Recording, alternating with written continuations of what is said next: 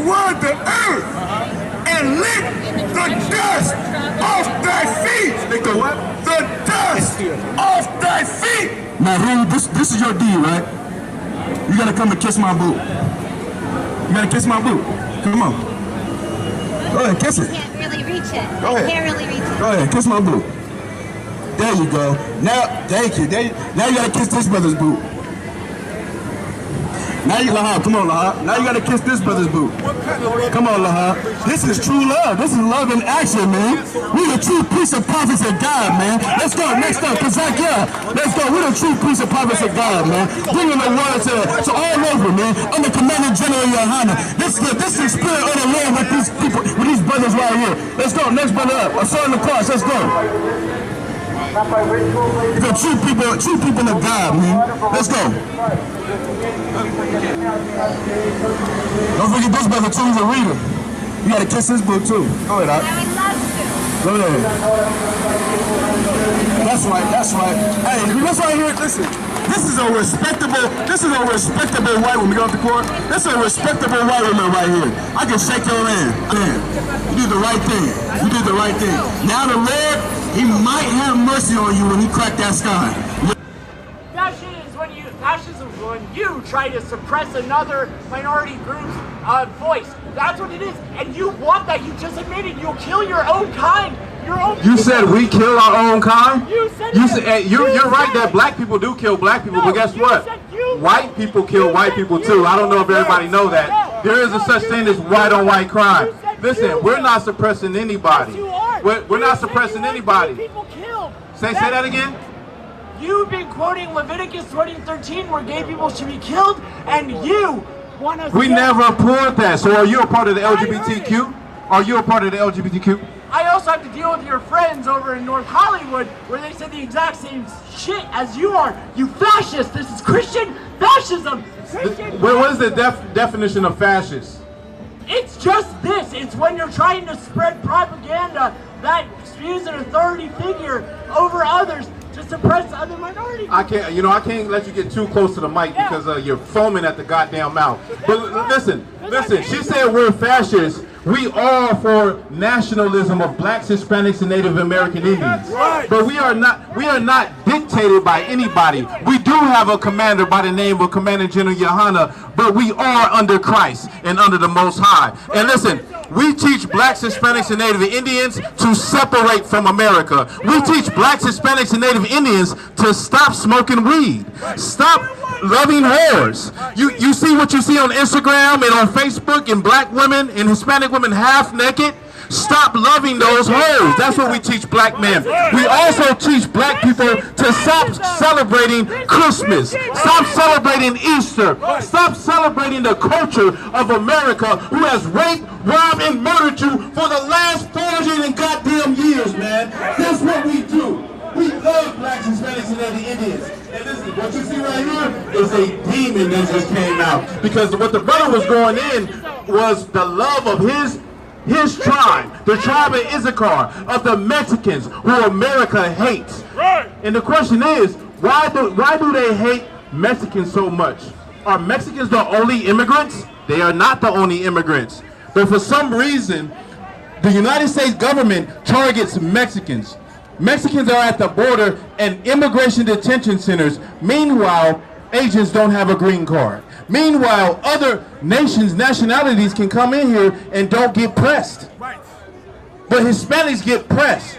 And you know why they get pressed? Like the brother was bringing out, it's because they're the children of God, man.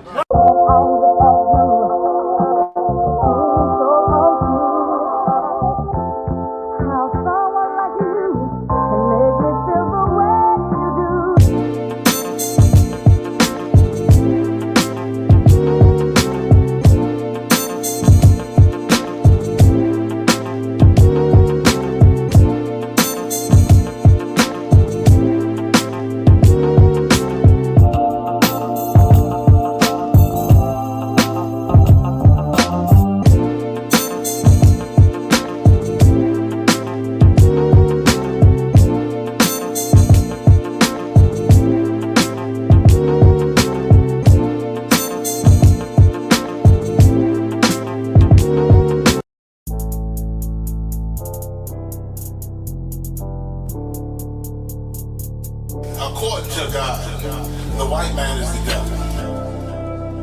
See, I've been in here for a little minute. You know what I'm saying? And I see niggas, they like to talk a lot. They like to claim leadership. They like to claim this and that. You know what I'm saying?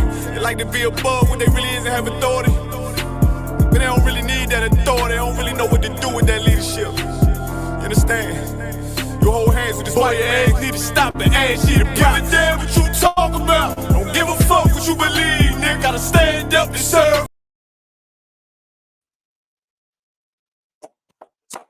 Stop it up. Hey, Shalom, Israel, Shalom. We back in the building. I'm Priest and Officer Tawaga Bar. We're going to be going into some history, man. Thanksgiving is tomorrow. This class fell on the perfect timing. When I realized that Thanksgiving was coming up, and that's you know when you've been in the truth, after a while you start not to even pay attention to holidays, and so you really don't even think about the dates or it's coming up because you don't celebrate it. You know what I mean? So you ain't got to be prepared for nothing. And I got wind. I looked at the date. I was like, oh, I'm gonna be able to do next class. I'll be able to go into it. What I really was going to do was do a part 2 of last week's class, showing that the Mexicans actually fit the curses. The tribe of Issachar actually fits the curses of the Bible, all the prophecies of the Bible. And that was a heavy class. You should go and look at that class. You any brother or sister that may be in doubt, you may be like leaning or whether or not you want to come into the truth. You don't know if what brothers are saying is right. Listen, don't take our answer for it. Go ask the Most High. Go pray to the Most High for wisdom and understanding. Go look at those precepts. Go look at those videos and then go study for yourself to prove us wrong, to prove if what we're saying is wrong, if what history's saying is wrong. You know what I mean? But brought it out in history that not only that the North American not only the tribe of Issachar were conquered and destroyed and raped, robbed, and murdered, but they also were put in chains, enslaved, and took to Veracruz. That was the Yaqui Indians. Took to Veracruz and put on rice plantations. What was it? Rice plantations, sugar plantations, tobacco plantations, and worked those fields. You understand? On plantations. And like that's the main argument that a lot of fake Israelites have is like, listen, they didn't go through slavery. They have their own country. Meanwhile, the prophecy showed that they would be in between two burdens. Brought that out. North America and South America. Right. They can't get no rest in their so-called country, and they damn sure can't get no rest when they come to America. Right. So they became a servant to forced labor, paraphrasing, and that's what everybody knows the Mexicans for, the tribe of Issachar for, is being the hardest working people on the planet. That's right. That you can depend on when you need something done. Right. Hands down. So tonight, what I'm going to go into is I'm going to go into some artifacts. We're going to run through these artifacts. We're going to talk about Thanksgiving, of course. Why a slave wants to celebrate Thanksgiving. And then we will go into Wounded Knee, the Wounded Knee massacre, which is horrible, which was like just looking at it and researching it, it's a righteous anger that I get. It's a righteous anger that I get. And also a sadness for my people, because we really think that these people actually are trying to work with us and actually look at us as equals when they do not. Let me see. Give me 1 second.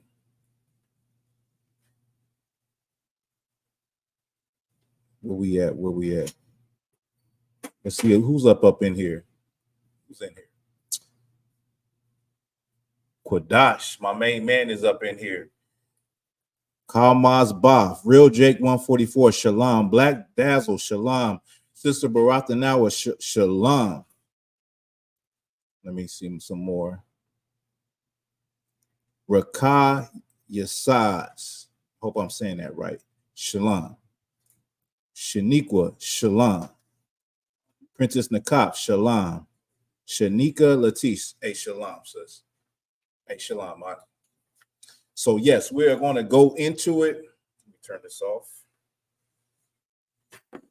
Go into it. We're going to get some precepts. First of all, I want to go back to last week. There's some slides I didn't even get to bring out because of time. And I'm going to bring them out tonight, though, for sure. Let me get this real quick. Let me pull this up.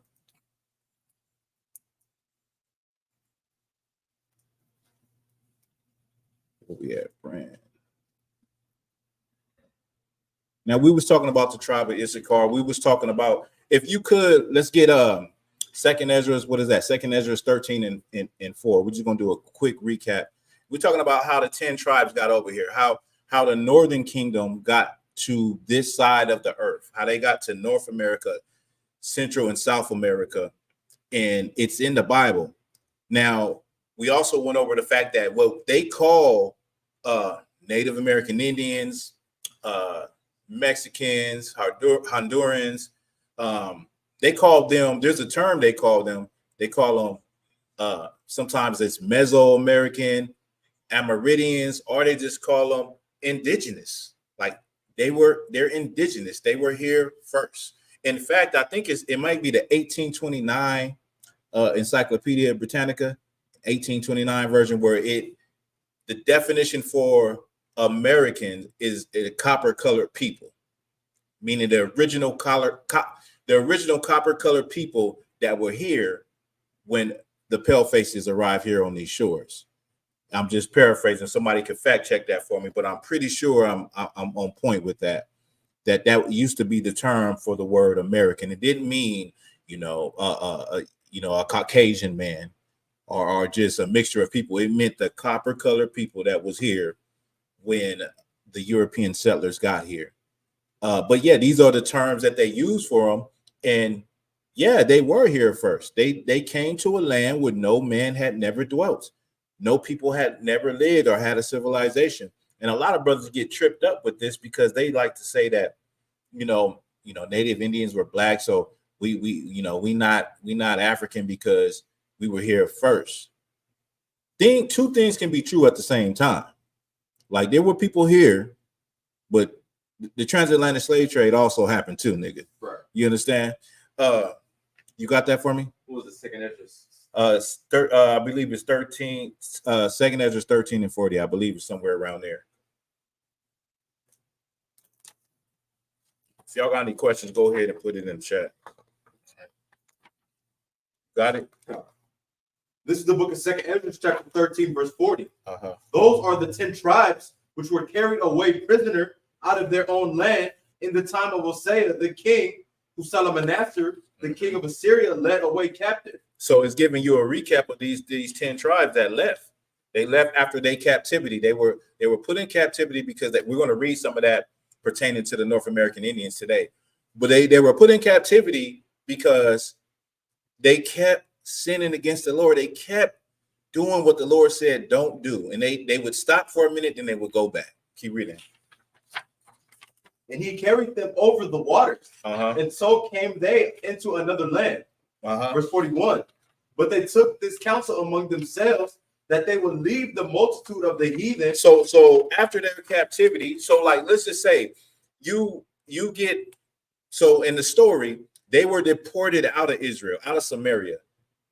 The records, like I said, the records are somewhere around 27,000. His own record is written in stone that the Assyrian king said he deported that many Israelites, northern kingdom, out, and he put his people in Samaria. And so after they had served out that captivity in that strange land, they did what? They took a what? Counsel of what?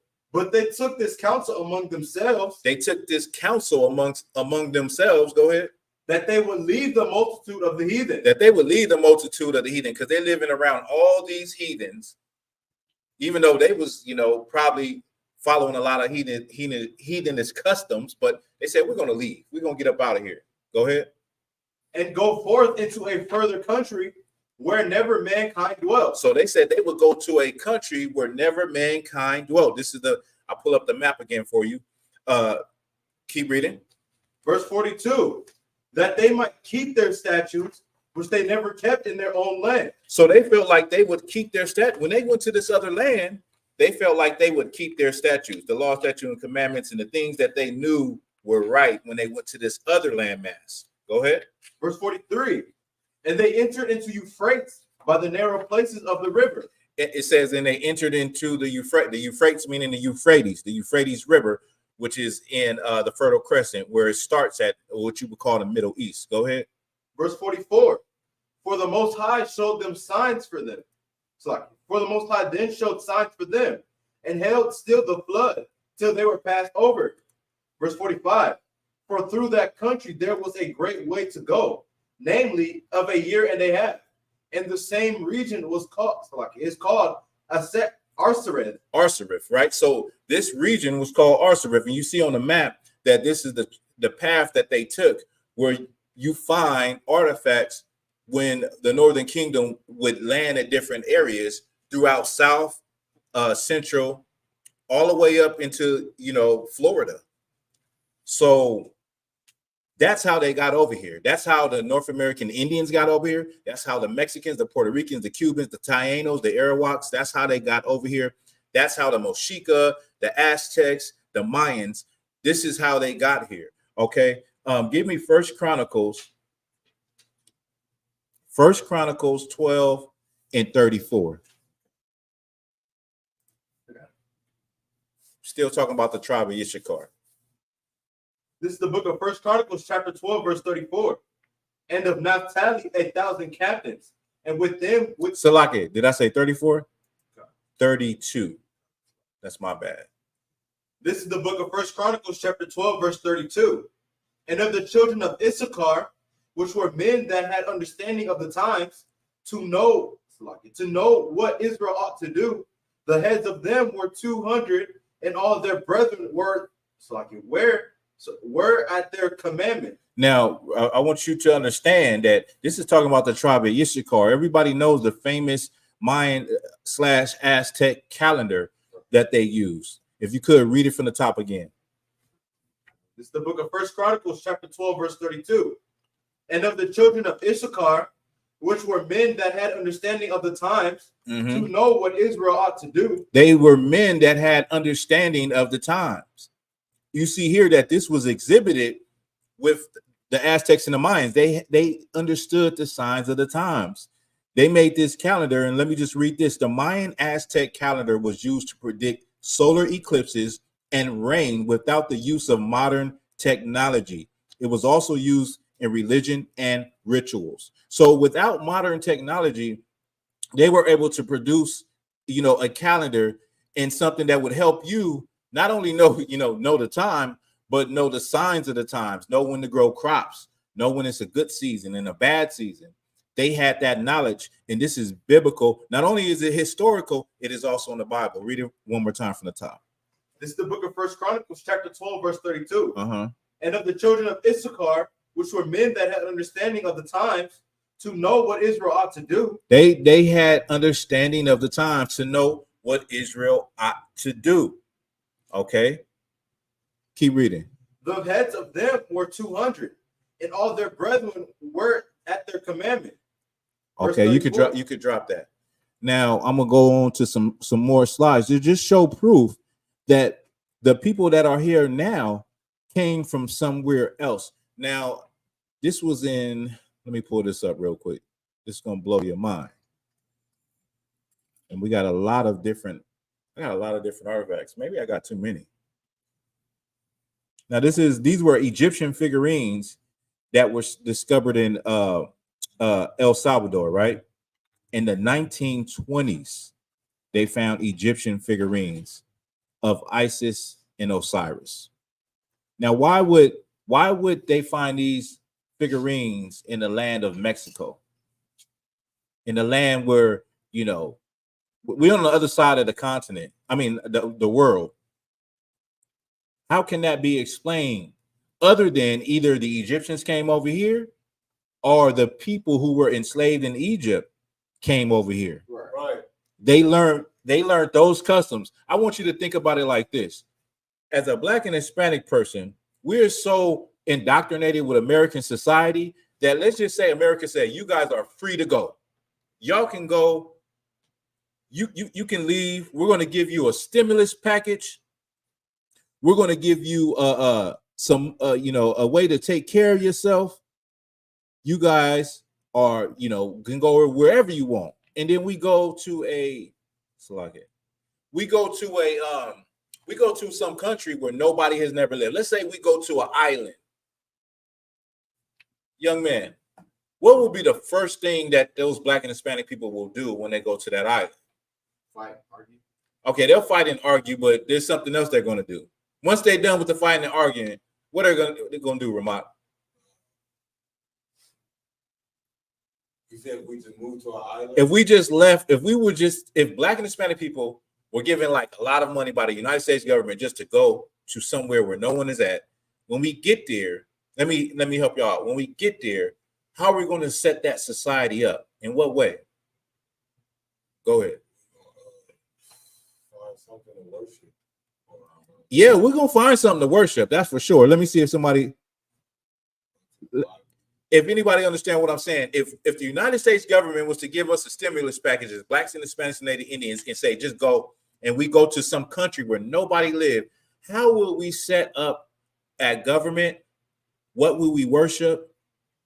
How will we set up our society? Karl Bob start building things and buying things. Yeah, we would do that. We would do that. That's not the answer I want, but yeah, we're definitely going to do that. Vermont. No, that's not what we're going to do. What we're going to do when we go to another country, we're going to set up a Christian church. We're going to set up democracy so everybody can vote. We're going to have politicians. We're going to set it up like the place where we were in captivity at. And we're going to have Christian crosses, and we're going to have little figures of what is it? The Mexican woman? Virgen de Guadalupe. What, say that again? Virgen de Guadalupe. Virgen de Guadalupe. We're going to have little Guadalupes. We're going to have little Marys, Virgin Marys, trinkets, and all of that. That's what they found in Mexico. They found little gods, little figurines. Those things that I just showed you, those are little figurines that they found in Mexico. But I'm just giving you an idea of how could stuff like that be in Mexico? How could it be in America? And it's from the Middle East, and it's from Babylon. These things are from Babylon and from Egypt. It's because when they came over here, we kept some of the things that we learned under those captivities, and we still did those things, which was against the Lord. Okay. Right. Now let me pull up another one. Let me pull up another slide for you. You was gonna say something? No.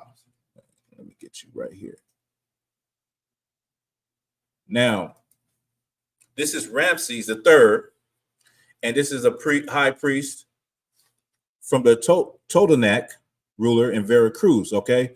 And what you see here is the headpiece. These were the people that first. Now, Veracruz is on the Mexican Gulf, like what is the word for that term? The Yucatan Peninsula. Okay. And as I go, you start to see that it may not be exactly the same, but we're talking about the same style of culture in the way they dressed. Okay. This is the Moshika. The Moshika. Now, archaeologists say the Moshika, their portraiture is next level, second to none. So when you look at the Moshika, what you are looking at is actual pictures of what people look like back then. Okay, this is the Moshika.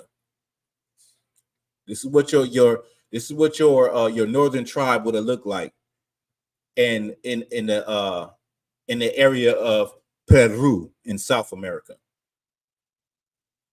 Okay, this is pre colonization by the Spanish conquistadors. Okay.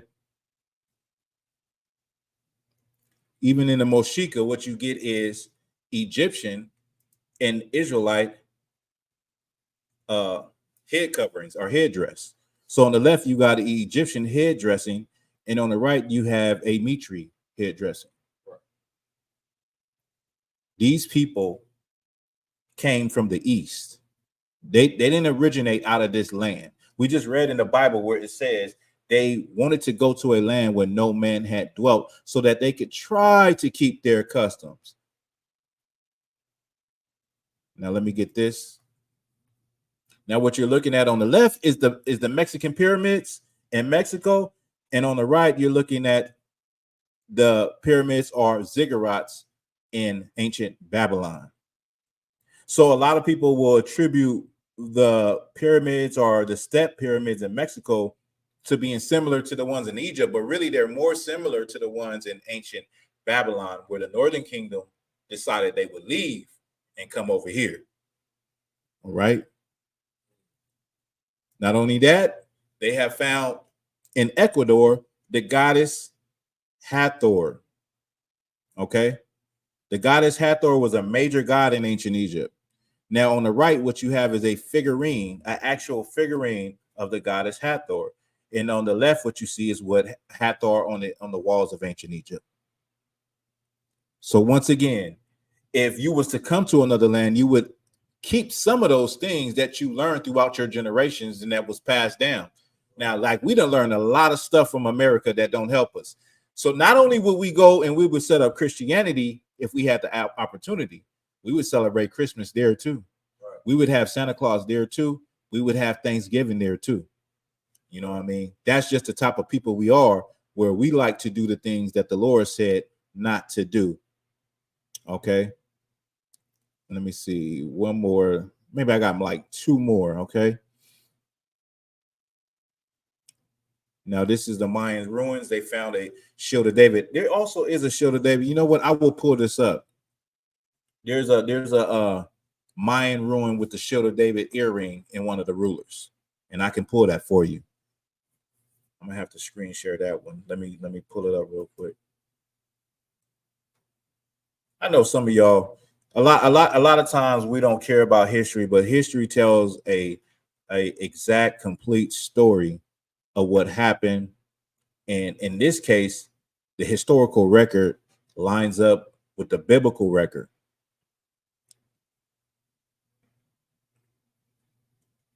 Let me check the. Before I go any further, let me check these real quick. Check the comments.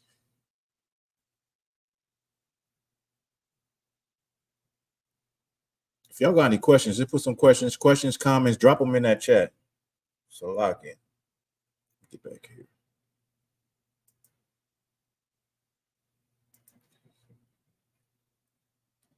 What we have here, once again, on the left-hand side, we have the gods of the ancient Assyrians, the Babylonians. Those are the ancient gods. And on the right, we have the same gods found in South America that came from the natives. If you could look up on your free time, you can look up Father Crespi. Father Crespi, he was one of those priests, those Catholic priests that lived with the natives. And the natives gave him all of their gold and all of their figurines. Well, it turned out a lot of these things were from they were Assyrian gods. They had ancient Hebrew on them. And now I don't know who has them. Maybe the Vatican has them locked up in some underground warehouse. But this is what they found. These are the things that they had. So once again, these people are Israelites. These people are from the East. They are people who had lived through generations of being in Egypt and generations of being in the Assyrian Empire, the Babylonian Empire. Okay. Let me get a precept. Let me get a precept real quick. What I want. Give me.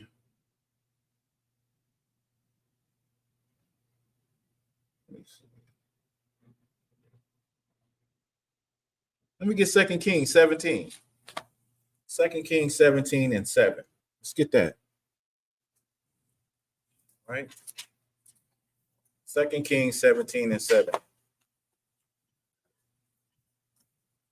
This is the book of 2 Kings, chapter 17, verse 7. So it was that the children of Israel had sinned against the Lord their God, which had brought them out of the land of Egypt, from under the hand of Pharaoh, king of Egypt, and had feared other gods. Verse 8, and walked in the statutes of the heathen, whom the Lord cast out from before the children of Israel. So we wanted to walk in the statutes of the heathen, who the Lord had cast out before. As the Lord had removed these heathen out of the lands, they were already dwelling in these lands, and allowed us to come into these lands, the land flowing with milk and honey. And he said, listen, when you go in there, don't start doing what these heathens do. Keep reading. Verse 8, and walked in the statutes of the heathen, whom the Lord cast out from before the children of Israel, and of the kings of Israel, which they had made. Verse 8, verse 9, and the children of Israel did secretly those things that were not right against the Lord their God. And they built them high places in all their cities, from the tower of the watchman to the fenced city. They built high places. They built altars where they could worship. A high place is an altar where you could, burn incense and make incantations and worship some other god. Go ahead. Verse 10.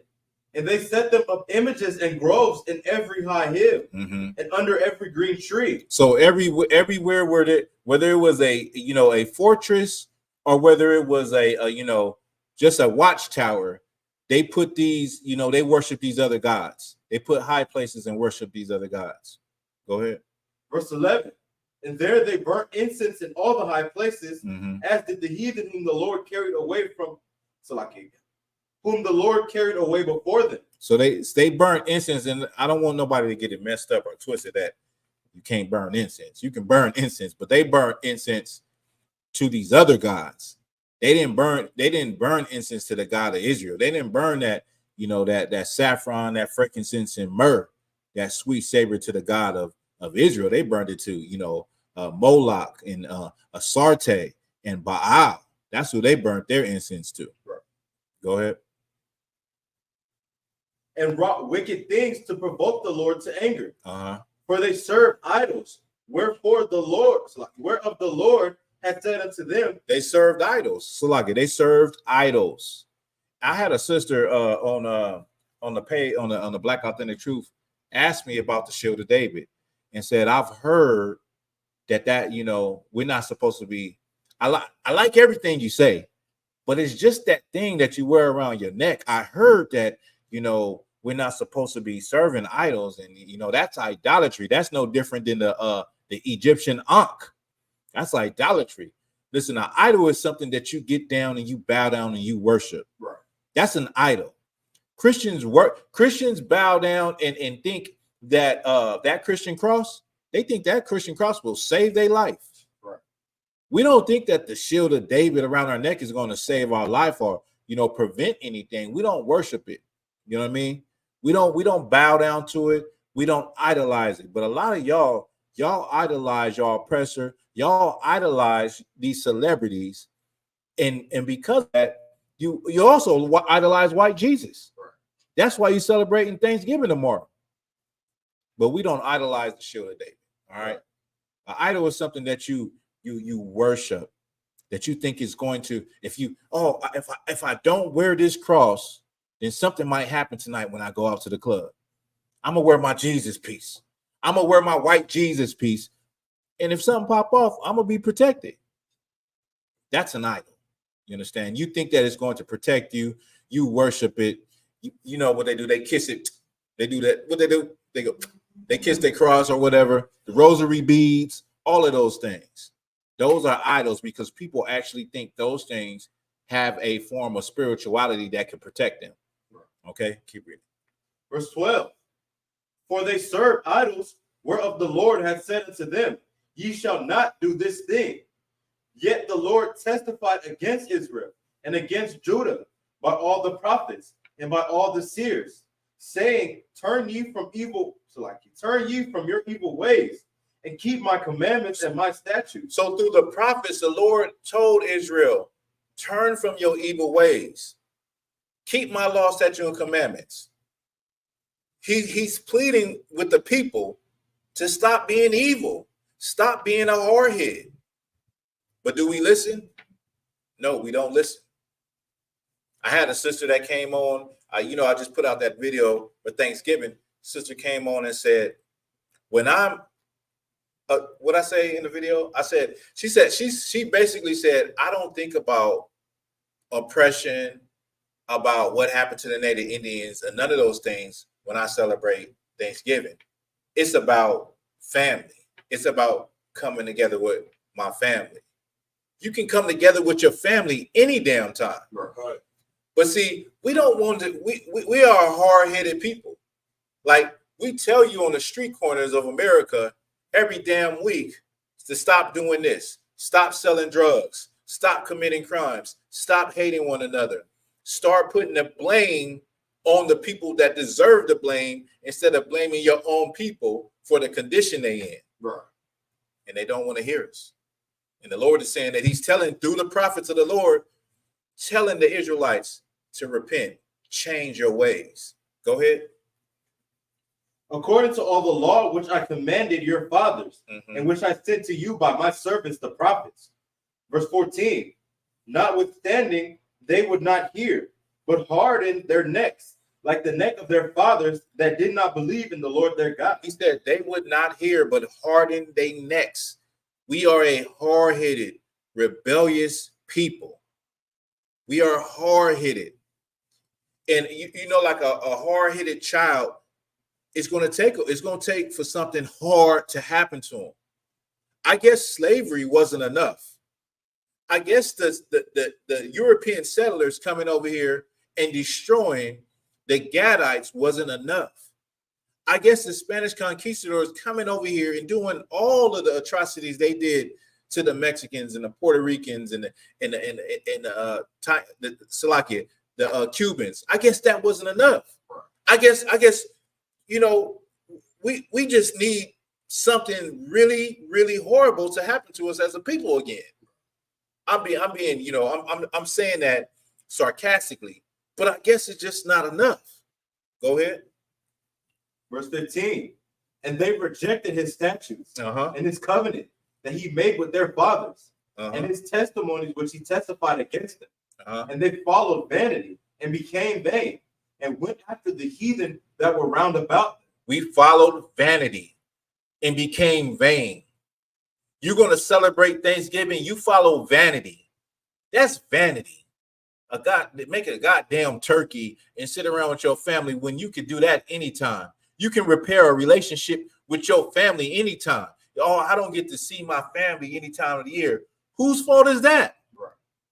If it's what you really want, then you can do that at any given time, not just the time that your oppressor has set up his day of triumph, not just the time when your oppressor has made a day of rest for himself. You can do that when you want to, when you please. But in the meantime, keep the law, statutes, and commandments, and keep all of God's high holy days. That's what we're supposed to be celebrating. Right. Like on December 7th, we'll be celebrating the Feast of Dedication. You understand? When we rededicated the temple after the Greeks profaned it. You understand? These things are commanded to do throughout all your generations. Right. April 20th, we'll be at the Passover, which is commanded through all the generations. I say I'm gonna keep the Passover. Black and Hispanic people don't even know what the hell a Passover is. Right. You so damn lost. You don't even know your heritage. Keep reading. What verse you on? Still, verse 15. Verse 15, keep going.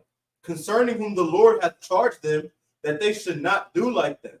Verse 16. And they left all the commandments of the Lord their God and made them molten images, even 2 calves. They made the molten images when Moses went up to get the 10 commandments up on the side of the mountain. While Moses was gone, they force Aaron. Aaron relented, and they made 2 golden calves, basically the god of Hathor, right? Because it's the calf hooves with the sunbeam in the middle of it. And we were just rebellious. The Lord had just got us out of Egypt, and we wanted to go right back to Egypt. That's what I'm talking about. We leave America and we say, we're free. We done it. We don't have to worry about them. We can start our own government. We can do whatever we want. There'll be a group of niggas that will say, you know what? I want a white Jesus in my church. My kids are celebrating Santa Claus. I don't know what we having Christmas this year coming up. Yeah, I know we ain't there no more. We'll have some brothers and sisters that will return to America, like our brothers and sisters return to Egypt. Return soon as you get free, you return back and try to, I want to go to that God, because when I was in Egypt, I was eating anything I wanted. I was having sex with anything I wanted. When I was in America, I had an iPhone and an Android phone. I had a pair of Jordans. I had a lot going on. You know what I'm saying? I had a little whip. So I'm trying to get back right. You know what I'm saying? Go ahead. What you gonna say, young man? No. All right, go ahead. And they left all the commandments of the Lord their God and made them molten images. Keep going. What verse you on? Verse 16.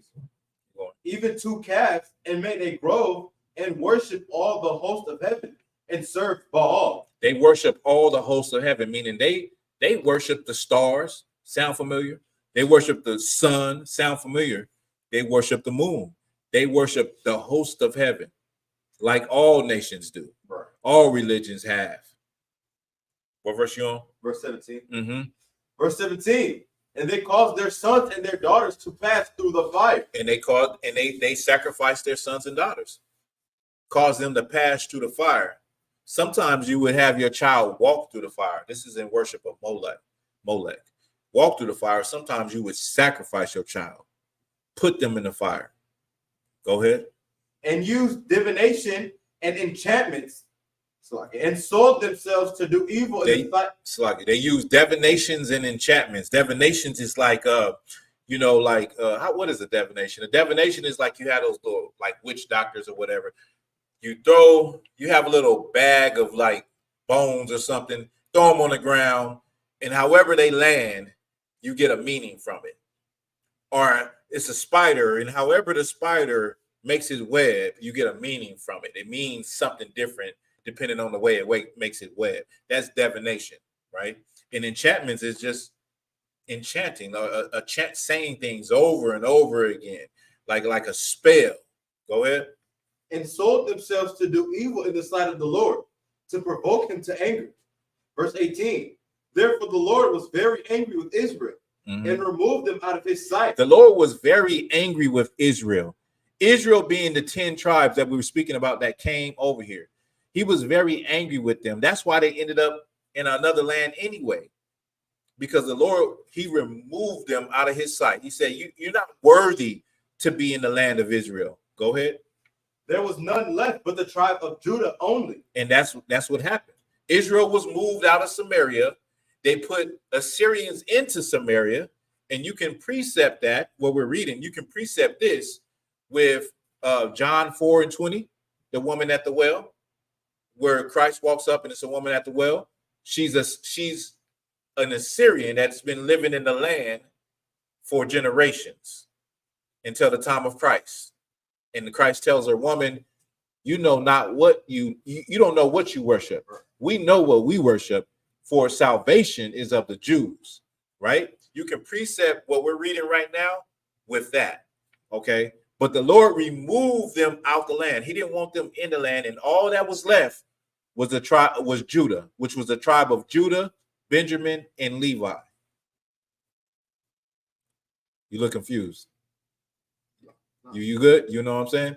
Except for besides the Benjamin part, I thought it was just Judah and Levi. Well, with the Lord, so when the Lord is speaking, sometimes the Lord is speaking to the whole nation, and sometimes you'll see that the nation was divided. So you had the northern kingdom and the southern kingdom. The northern kingdom was called Israel. The southern kingdom was called Judah. Right. So when he say Judah was still, read that precept, that part of the precept again. Therefore the Lord was very angry with Israel and removed them out of his sight. There was none left but the tribe of Judah only. So that's who was left in the land. Right. Go ahead. Verse 19.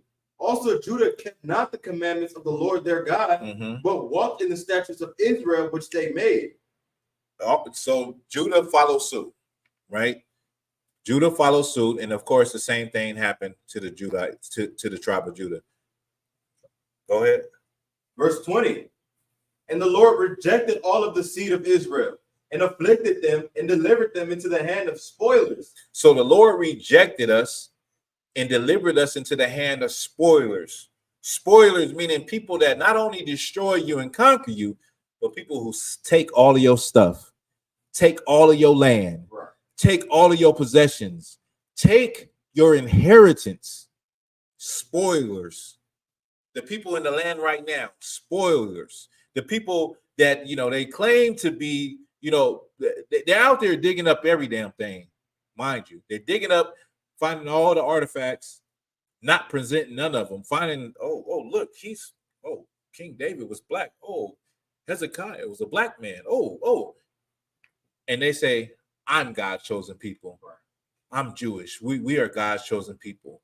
We've longed to be back in our homeland. All the time knowing that they have stolen your identity. Go ahead. No, you could drop that. You could drop that. Give me Psalms 119 and 3. Let's see what Quadash put down in 37. 119 and 37. Salaki. 137. 119 and 119. Psalms 119 and 37. This is the book of Psalms, chapter 119, verse 37. Turn away mine eyes from beholding vanity, and quicken thou me in thy way. Establish thy word unto thy servant who is devoted to thy fear. Verse 39. You could drop, just read verse 37 again. The book of Psalms, chapter 119, verse 37. Turn away mine eyes from beholding vanity, and quicken thou me in thy way. So what that is saying is turning away our mindset from following vanity and following these holidays. Following a holiday like Thanksgiving is vain. Thanksgiving is really about just eating, right? That's all it's about. What, eating and football? That's all Thanksgiving is really about. You know what I'm saying? You're gonna get together with your family. A lot of y'all gonna be fighting and arguing. All right. Somebody's gonna get hurt. Somebody is gonna get unalive tomorrow. Somebody, you understand? And it's just vanity. And it's vanity because it's not nothing wrong with being around people you love or getting together like that. It's vanity because it's the way of the heathen. You're following the ways of your oppressor. You're following a custom that the people who enslaved you, they set this thing up. Your forefathers didn't know this. They didn't know about Thanksgiving. Abraham, Isaac, and Jacob don't know about Thanksgiving. Abraham, Isaac, and Jacob don't know about Christianity. They don't know about these things. These are not of your people. If you could, what I want, give me remember the days of old. Is that what I want? Yeah, give me the remember the days of old.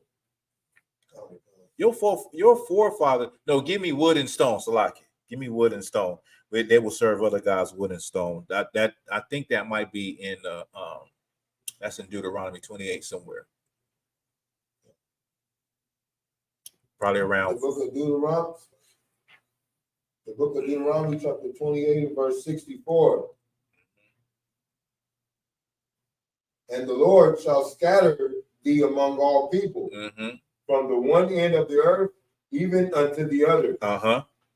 And there thou shalt serve other gods. Thou shalt serve other gods. Go ahead. Which neither thou nor thy fathers have known. Which neither thou or your fathers have known. You don't know these gods. Your fathers didn't know these gods. Watch how I bring this home. Go ahead. Even wood and stone. Even wood and stone. First of all, let's just break this down. When it says even wood and stone, what are we talking about, young man? You will serve other gods. Go ahead. Like how we come to America and serve wood and stone, like carved items, like the rocks, the stones, the woods, the carved crosses, said the rosary beads. Right. I'll take that. Let's clap it up. That was a good answer. That was a good answer. He said how we serve, rocks and idols, carved things like crosses and rosary beads. Yeah, that wood and that stone, That's your Christian cross, that wood, and your stone is that Islam. Right. You know, Islam worships a rock. They worship a rock that fell. I think the rock it's not really big. It's in a big black box, but the cobblestone fell from the sky, and they worship that rock. They circle around it in Mecca, and people get trampled to death out there over worshiping that rock.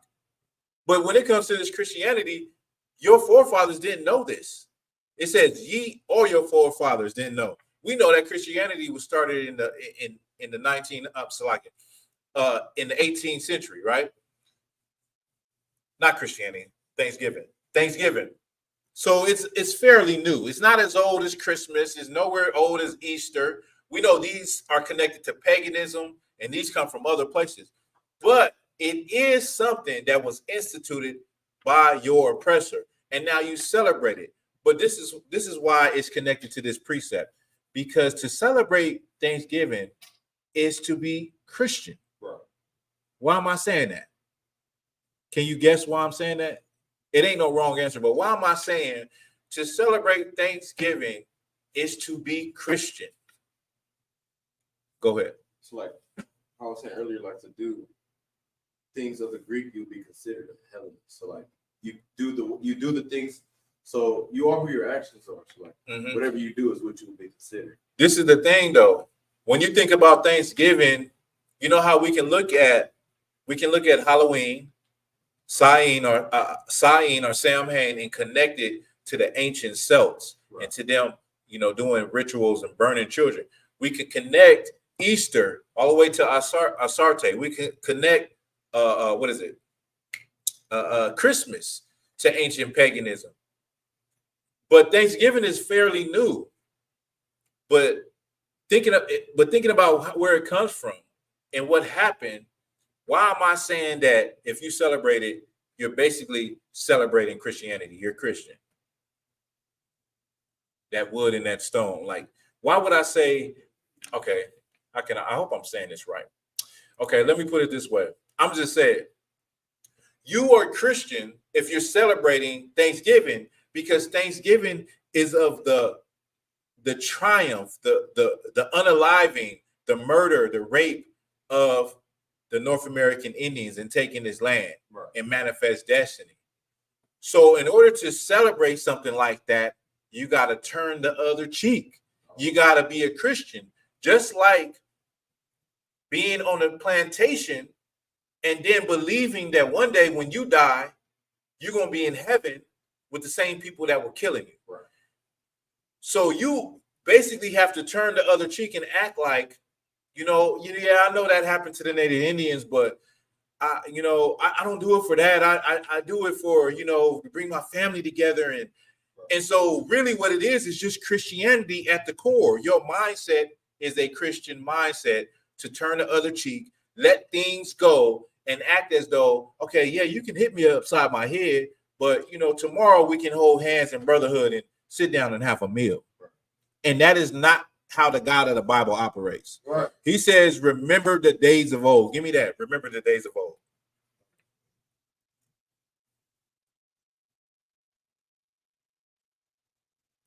Remember the days of old. The God of Israel is not mine. What a man soweth, he shall reap. I know it's hard for you to wrap it around your mind because it's been a long time, and you think that the Lord is not coming with a judgment, but he is coming with a judgment that is going to be a judgment that the world has never seen before. You think ancient Egypt was something. Well, wait till what happens to America in the daughter of Babylon. Go ahead, I. This is the book of Deuteronomy, chapter 32, verse 7. Remember the days of old. Consider the years of many generations. Ask thy father, and he will show thee. The Bible says to remember the days of old. You got to consider the years of many generations. You can't just think about your life and what you got going on and what you've seen in your life. You gotta ask some questions. Right. You got to be around some old people and say, how was it back then? You got to open some books and see what did your people say about their experiences. And then you'll find out that you are up under a devil. You're up under a incontrovertible beast that sits down and has a celebration over the bones and the blood of the North American Indians. Right. And you're following them blindly because you have been Christianized in America, and because you're so damn weak. And if something doesn't, like, we're so caught up in what makes us feel good as Black and Hispanic people, we don't even give a damn about our ancestors. So you want to celebrate a holiday because it pleases you and your vanity. It pleases you to you want to take pictures and say, oh, I was with my family. Meanwhile, you hate each other. Right. You ain't talked to your mama for the last 3 months, but now you're going to see her on Thanksgiving dinner. You got that one uncle that touch all the kids, and he going to be up in there too. You got your We Connect cousin up in there. Everybody, no one really gets along, but for the purpose of saying that we're family, you'll celebrate it, and you'll say, well, I don't do it because of that. How in the hell, when has it ever something changed? When has a thing changed, the meaning of something, just because you think or you don't celebrate it because of that? You know what I'm saying? Like, it's based in murder and blood.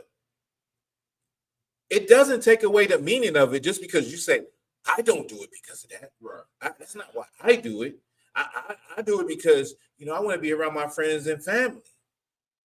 You're a slave. Right. You're a slave, and a slave will celebrate any damn thing. A slave is happy to get a day off. When we go to our jobs, we call them slaveries because we don't want to be there. Right. I'd rather just be doing the work of the Lord 24/7. That's right. That's what I would rather be doing. Really, like to keep it 1,000 with you. But we got to go to our slavery. We got to be there. And so when you get off, you're happy, right? You get off and I'm off for 3 days. I'm off for 2 days. You're happy. And so a slave, just like on the plantation, when they got off, they was happy. The master give them some drink. He give them a little extra corn, a little extra meat. They got food. They got drink. Somebody started playing the flute. They got music. Oh, man. A nigga is in heaven. You in heaven. Right? But you don't really know what heaven truly could be like if you turn and repent and stop following these ways and turn to the Lord and change and keep these law, statutes, and commandments. The Lord will come quicker, and we can really see what heaven will be like. The Bible says that we can't even imagine what it's going to be like. Right. We can kind of vision it and imagine it, but the way our brains is set up and the things that we have seen through our lives and the things that we know of, we can't even imagine what the Lord has prepared for us. Right? Give me what I want.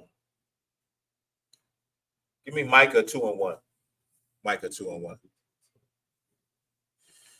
And then we're gonna get into this. I'm gonna play a video. I think I'll play the Wounded Knee video. Is it Micah? Sorry. What was it? Micah 2:1. This is the book of Micah, chapter 2, verse 1. Woe to them that devise iniquity and work evil upon their beds. Right. When the morning is light, they practice it. I don't want that one. What do I want? Let me see.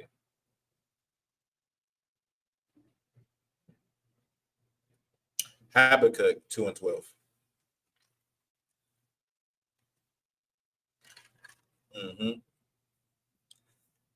Let me cue up this video for y'all.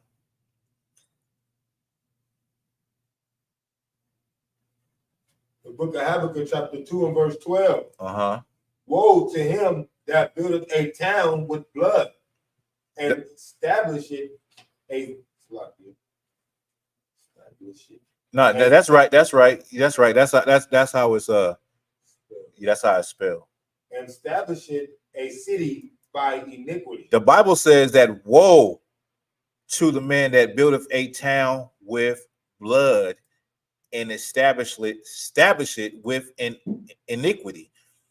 Now, America was built by blood. The Bible says destruction to the man. Like everybody, okay, the whole world looks at America like it is the greatest place on earth. The Lord hates America. That's right. The Lord despises America. for how it was built.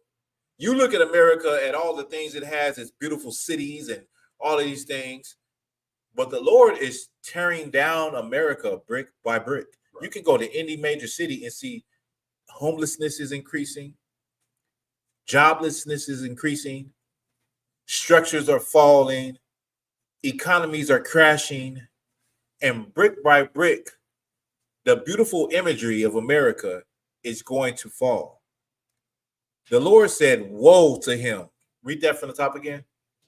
Oh God, Habakkuk 2:12. Woe to him that built a town with blood. It was built by blood.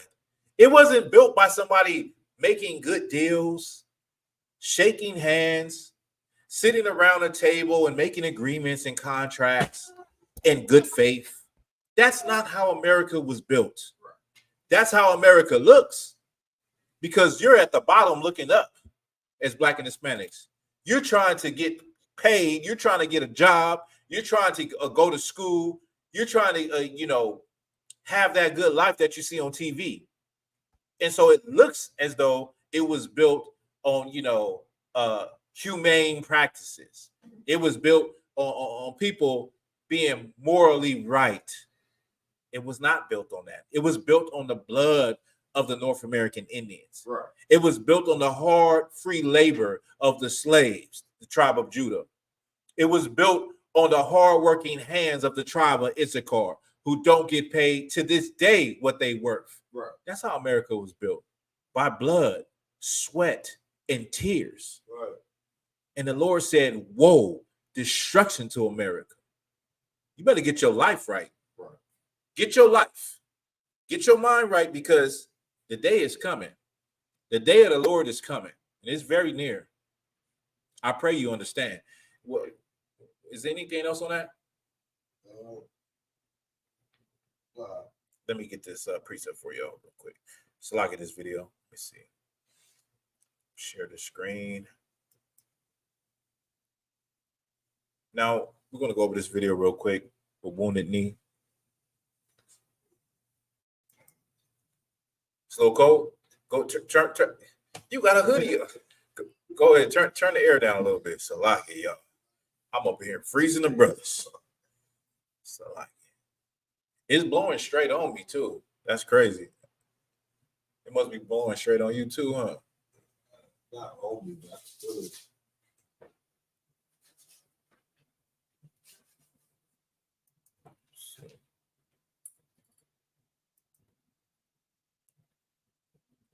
Let me get this together.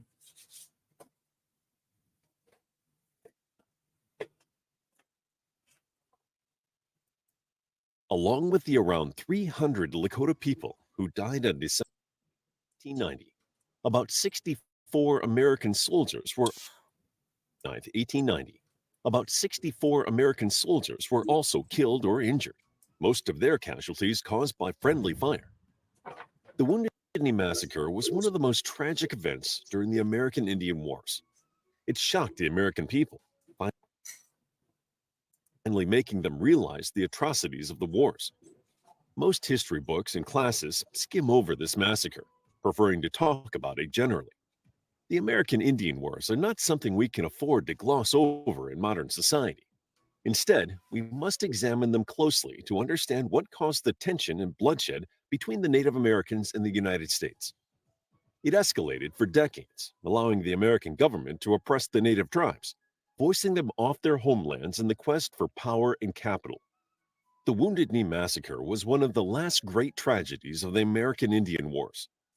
By looking closely, we will better understand the victims and how we can repair relations between the United States and the Native Americans today. Who was involved in the Wounded Knee Massacre? Although many people have assumed the Sioux group was involved in the massacre, the primary victims were actually the Lakota people. The Sioux was not a separate tribe. Instead, they were a group of tribes in the Great Plains.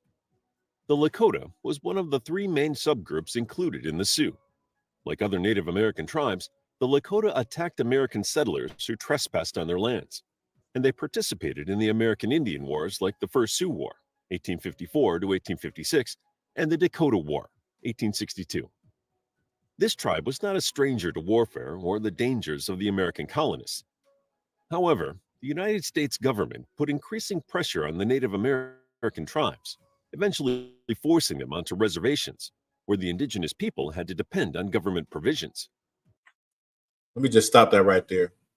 United States government, what they were doing was trying to force all Native Indians onto government lands, onto forts, where they would provide the food to the Native American Indians. And see, the white man is such a devil that he wanted all control.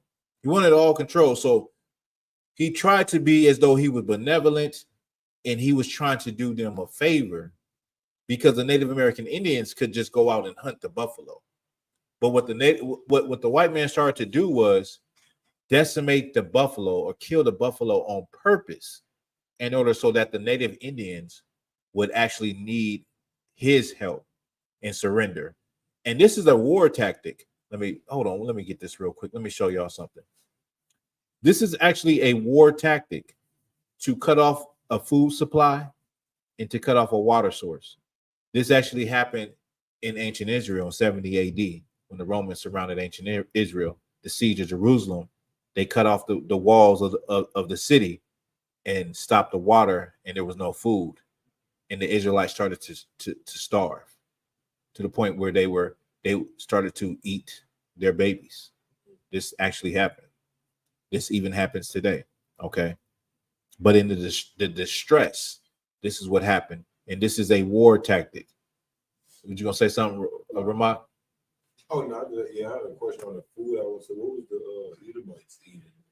They were bringing food. The Edomites were eating the same food, but because they had conquered the lands, they had all the food, and they started to kill all the buffalo also, right? But just to remember that the North American Indians had first received them and taught them how to survive the winters, how to grow crops, when to grow crops, and on what land was fertile to grow crops.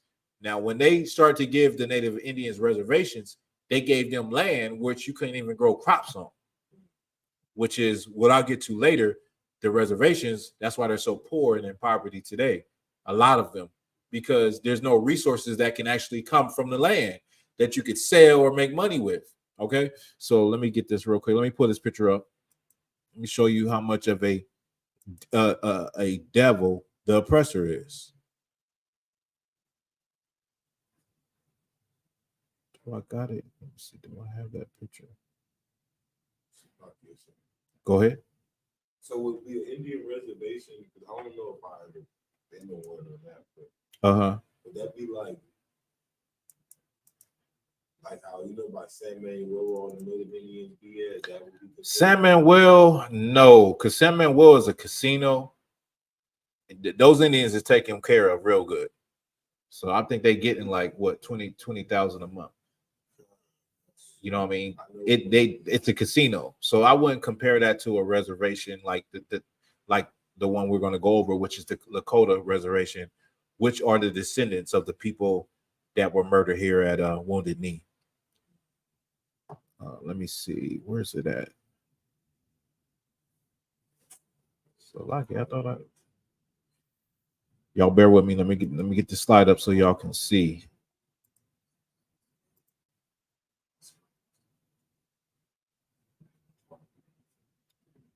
Okay, let's see.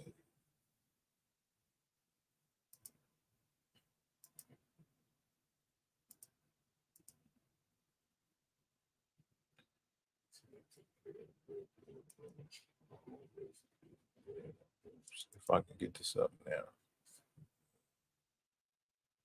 There we go. So what they did is they killed all the buffalo, as you can see. This is a picture of them literally standing on the mountain of buffalo skulls. And so this was a tactic of the so-called white man to force the Native Indian tribes who did not want to cooperate to eventually give up and, come to these forts where they would issue out rations of food a day. Kind of like the food program the government has now in the Black and Hispanic communities.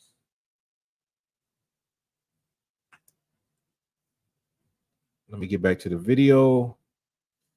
Where we at? So where can you eat buffalo at? Where can here in California? There's probably some places. I know there's some places that sell bison, but buffalo, I'm not for sure. But I heard that it's a lot leaner. I know bison it's leaner than than beef. It's leaner. It don't have as much fat. It's more, when it cooks, it don't shrink as much. When I say it's leaner, because there's not a lot of fat in it.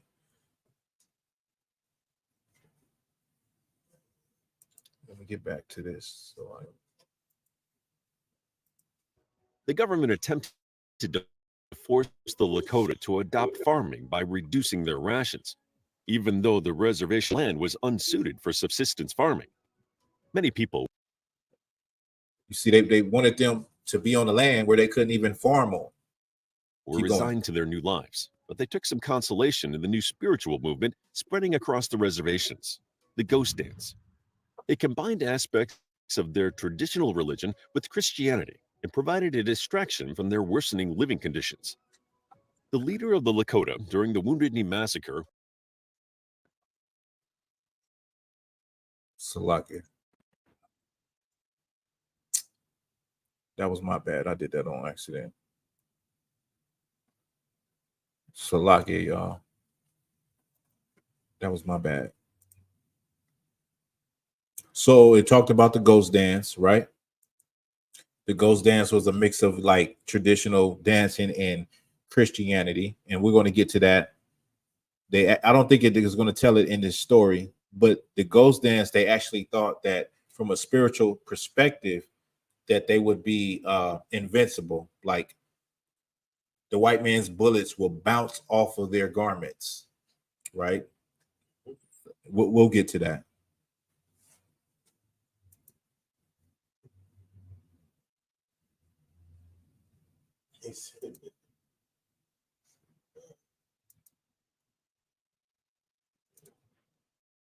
They also valued peace. At first, he worked to move his tribe toward the white man's way, but their situations worsened. When Sitting Bull died, his people combined with Spotted Elk's group. Spotted Elk decided to move his new group to the Pine Ridge Reservation. They met the United States Army on the way and never reached their new home. So Sitting Bull died. Sitting Bull was killed in a dispute with the United States government, right? I think they were like talking, and I can't remember the story, but Sitting Bull was shot like while talking to like commanders, white commanders, right?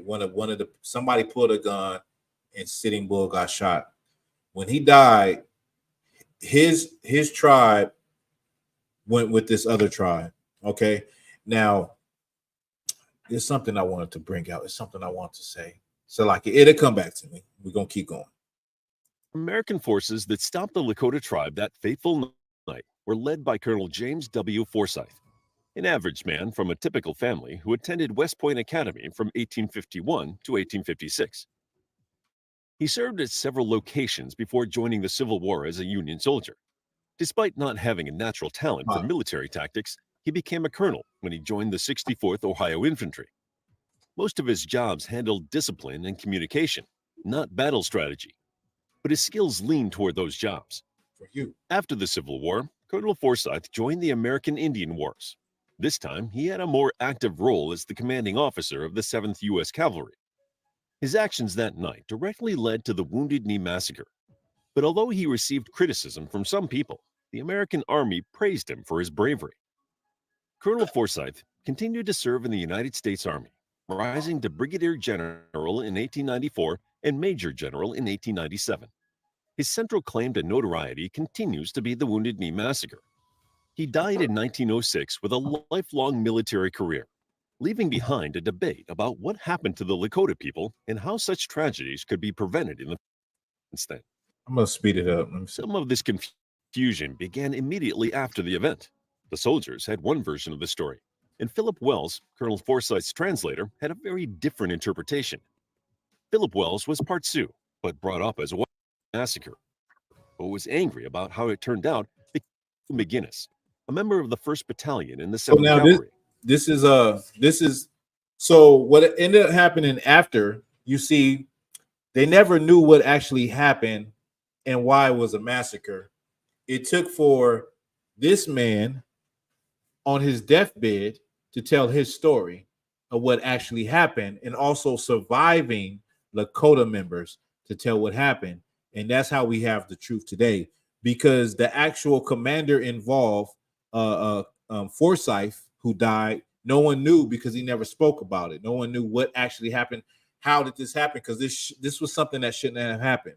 Now, the Lakota were on their way to Pine Ridge Reservation or fort. So they were surrendering already. And when they were on their way, they met this battalion of soldiers. Now, this battalion of soldiers set up two cannons and they basically said, you know, we're going to wait till the next day and we're going to talk about it tomorrow. But during that time, they set up some cannons surrounding the Lakota people who had put up white flags and let them know we surrender and we ain't trying to fight. But a lot of them felt like, I'm not about to let go of my guns. The Native Indians had guns, and the white man wanted them to surrender their guns. So they wanted to give them food, but in order to give them the food, you had to give up your gun. And they was like, nah, we're not doing that. You know, and they had about 150 men and about 230, 250, somewhere around that, women and children with them. Okay, we're going to keep going. He participated in the Wounded Knee Massacre, but was angry about how it turned out because he was severely wounded by one of the American cannons. However, McGinnis did not share his story publicly until after his death, refusing to even write it down until a few months before he died. So this is how a lot of things actually happen when it comes to your oppressor. Like, they give up the truth when they're about to die. Instead of just saying the truth when they know the truth, they'll wait till when they're about to, you know, give up the ghost to let the truth out. His account was published in January 1966 in the Real West magazine. It provided the evidence many Native American activists needed to prove the Wounded Knee Massacre had not been a battle, unlike what the American military had claimed for years. According to Private McGinnis, the troops set up the American cannons around the Lakota camp when they arrived on December 28th. Colonel Forsyth then ordered the Lakota men to surrender their hunting firearms. When the men protested they couldn't eat without them, Forsyth ordered a search, and the soldiers separated the men from the women and children. About 20 United States soldiers, including McGinnis, were guarding the women when a shot rang out. Immediately after that first shot, the American soldiers opened fire on the women and children without heed of their fellow soldiers standing in the way, which is how McGinnis was injured. The first attack was purposefully aimed at the women and children. The Lakota men came under fire after that, who tried to protect themselves with clubs and other weapons they had left. Many historians view McGinnis's story as more accurate than Wells's.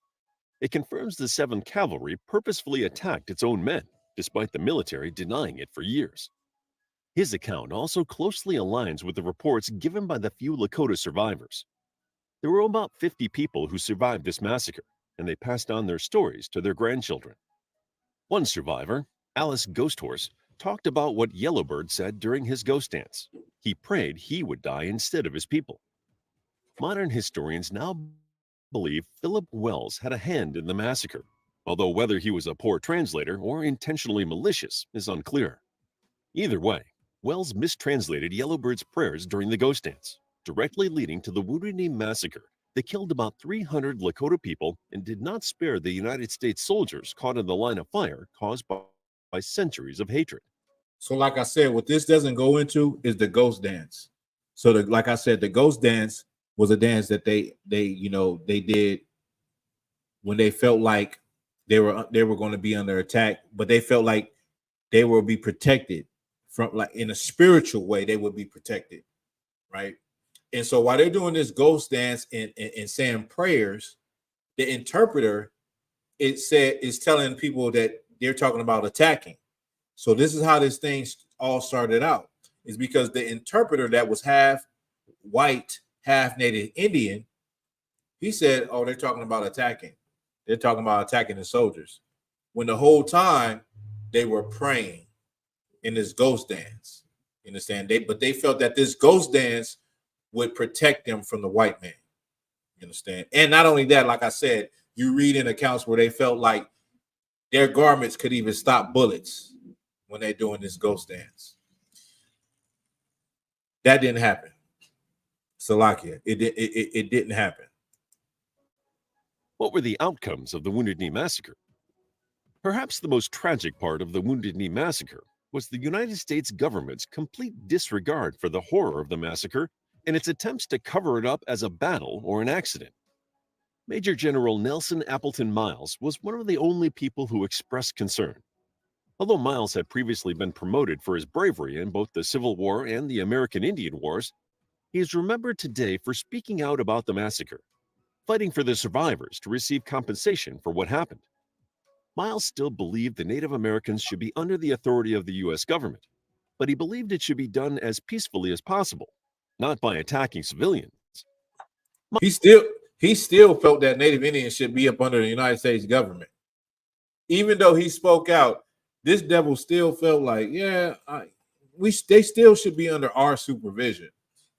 It's like they feel as though they're so benevolent and that everything they do is so right, and they work in the best interest of all people, when they have been complete devils and they can't even see how they have been to God's chosen people. Right. They think that they are doing you a favor by being a quote unquote a supervisor. What's that thing? A taskmaster. What's the one where a chaperone? They're like a goddamn chaperone of Black and Hispanic and Native Indians' livelihoods. It's like they think and they figure out what's good for you. You understand? Miles was shocked when he first heard about the massacre and demanded an official investigation. He also relieved Colonel Forsyth of his position. Unfortunately, many people at the time interpreted this as Miles looking for a scapegoat.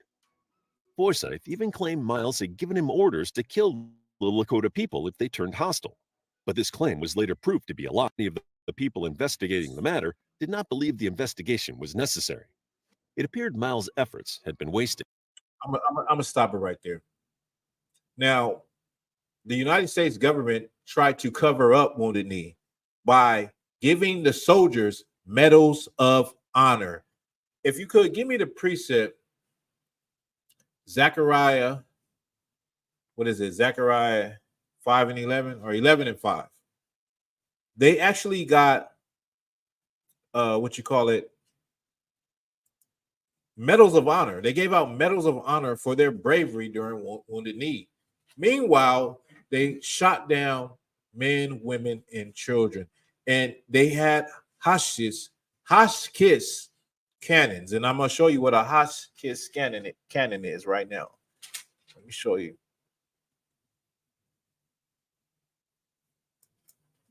They had 4 of these.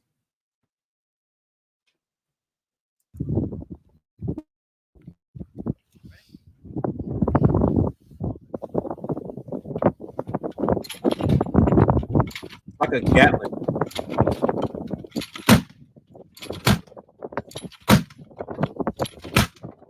So they had 4 of these shooting from 2 directions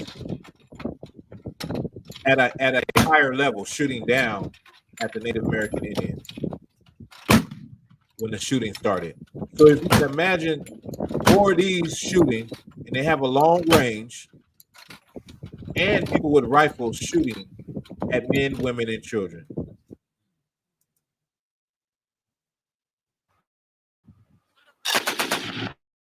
That is basically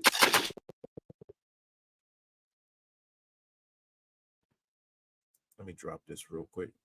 That is basically what happened at Wounded Knee. And then they gave the men that were on the U.S. Cavalry, they gave them medals of honor. And after the shooting and the smoke cleared, all of the bodies lay there strewn across, and it started snowing. The snow started to fall, and They dug a big ditch. I believe it might be the next day. And they put all the bodies in a big ditch. That was Wounded Knee. If you could give me that precept real quick. This is the book of Zechariah, chapter 11, verse 5. Whose possessors slay them. Whose what? Whose possessors slay them. Possessors slay them. Whose possessors slay them? Your possessors have slayed you time and time again throughout history, the history of America, of this land. Go ahead. And hold themselves not guilty. And they don't hold themselves guilty. They hold themselves not guilty. They hold themselves right and correct in their actions when they did whatever they did. Law enforcement holds themselves right and correct when they shoot you, when it looked like you might have had a weapon. Maybe it's a small chance, and maybe it's a chance right there. It's a 30% chance that he might have had a weapon, and I shot him. Yeah, I know he didn't have one, but I was within my right to do that because I felt threatened. I felt my life was in danger. And in Wounded Knee, what they said was it was a battle. It was a battle when some of the men had already given up their weapons. Not all of them, but some of them had given up their weapons, and all they had was like spears and clubs against guns and cannons. And they said it was a battle, when in reality it was a massacre. Right. And so they held themselves not guilty. One of their own on his deathbed had to tell the story that lined up with the stories from the 50 survivors, right, in order for the truth to come out. Read it from the top. This is the book of Zechariah, chapter 11, verse 5. Whose possessors slay them and hold themselves not guilty. They hold themselves not guilty. They feel like they have done no wrong. They feel like, even though we've done this, it's a good idea that they be under our supervision. It's a good idea that we stay on top of them, and they should be thankful that we're involved and we're giving them civilization. They should be thankful. They don't see anything wrong. The average white person does not see anything wrong with the way this land was gotten. Right. They don't see anything wrong with it. A lot of them are emboldened and proud of manifest destiny, of being able to take this land from the Native American Indians and build such a great country. Right. But the country was built on blood. The country was built on deception. The country was built on broken treaties, agreements, and contracts. The country is trash. It's no good. God damn this country. Right. And you're going to celebrate Thanksgiving? You're going to celebrate the murder and the theft and the robbery? We'll celebrate the next time somebody runs up in your house. Celebrate the next time somebody unalives a brother down the block. Right. Celebrate that. The picture I'm about to put up is it's a little graphic. I'm just warning you. It's the aftermath of Wounded Knee. You have soldiers gathered around putting the bodies of our Native American brothers and sisters into a big ditch. A dishonorable death and a dishonorable burial by the oppressor. Here's what Chief Red Cloud had to say. Salaki. There was no hope on earth, and God seemed to have forgotten us. Some said they saw the Son of God. Others did not see him. If he had come, he would do some great things as he had done before. We doubted it because we had seen neither him nor his works. The Gadites didn't see his works because the Gadites were living against the Lord. But they knew about Yahushua. They heard about it. The people did not know. They did not care. They snatched at the hope. They screamed like crazy men to him for mercy. They caught at the promise they heard he had made. They had heard about him, but they had forgotten their heritage. And because they had forgotten their heritage, the white man was able to defeat them. Right. Give me Judges 2:1. This is the legacy of God's chosen people. This has happened for thousands of years, where we have lost when we should have won. Right. The God of Israel is on our side if we obey. Right. That's the only way he would be on our side. We're great without the God of Israel, without knowing him. Yeah, we're great. Yeah, they say like, okay, when I was in prison, they say, this was in when I went to prison, this is what they said. They said it would take 3 to 4 white men to handle one brother in a riot. So we're great even without knowing the Lord. But imagine how great we are if the Lord is on our side, right, when we go to battle. The American government had hell fighting the North American Indians, and they lost many battles. The only way they was able to defeat the North American Indians was to get some of them to come on their side and help them fight against their brothers. There was no other way. But if the Lord was on the Gadite side, the white man would have been running back for the shores to go back to England. Right. You understand? Go ahead. This is the book of Judges, chapter 2, verse 1. And the angel of the Lord came up from Gilgal to Bochim. What is that? Judges 2:1. Oh, it's like, yeah, Judges 2:1. 2:1. Okay, go ahead.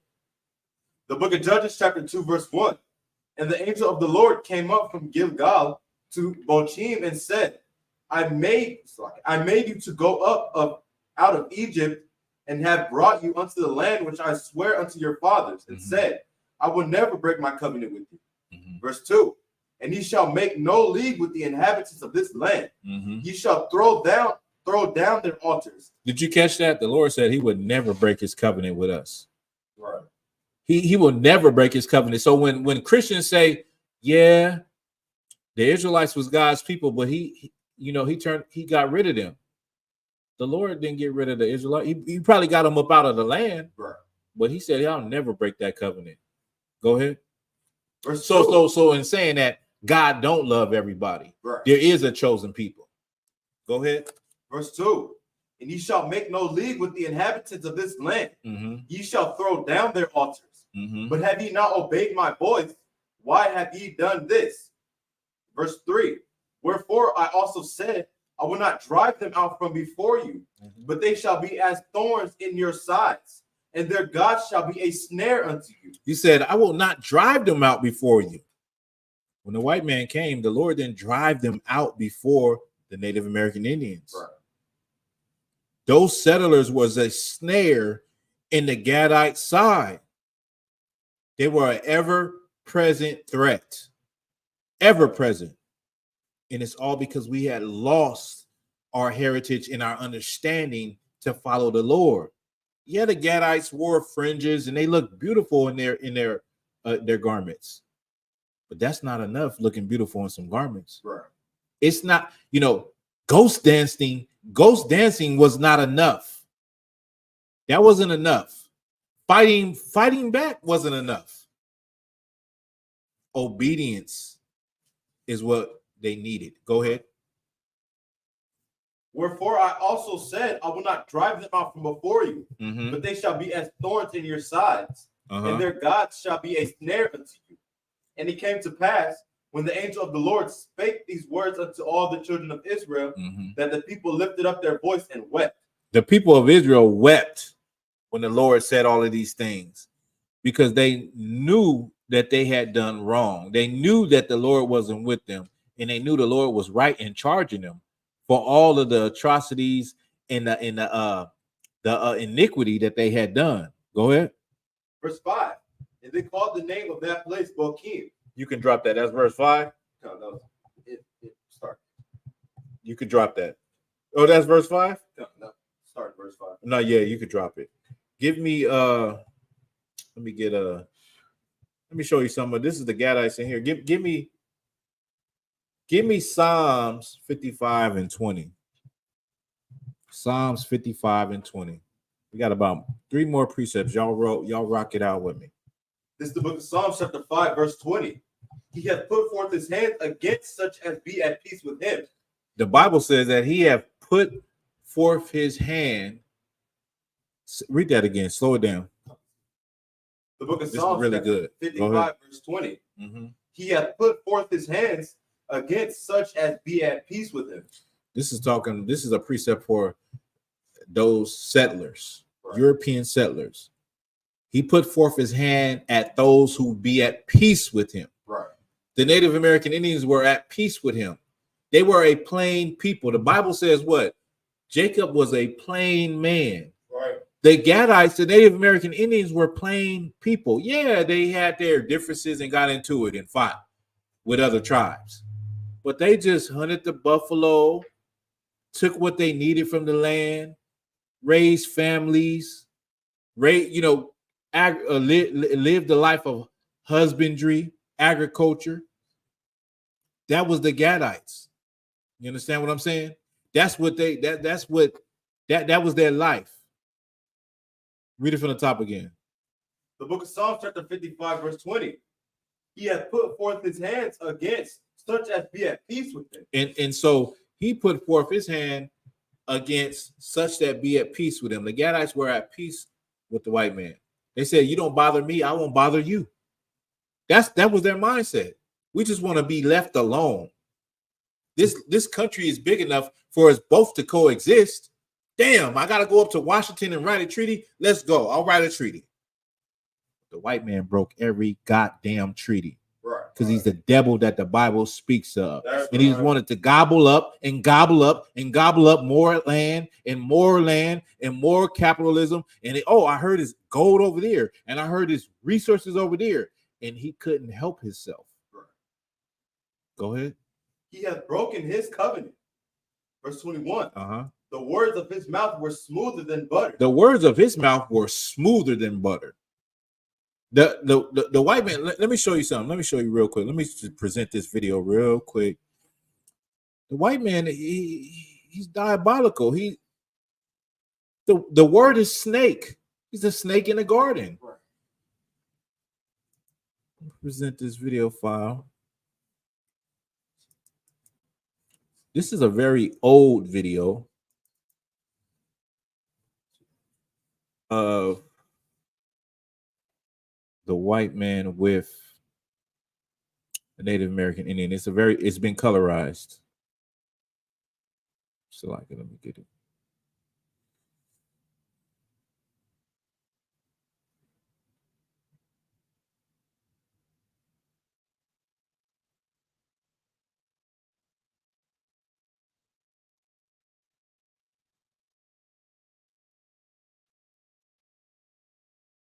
Let's see.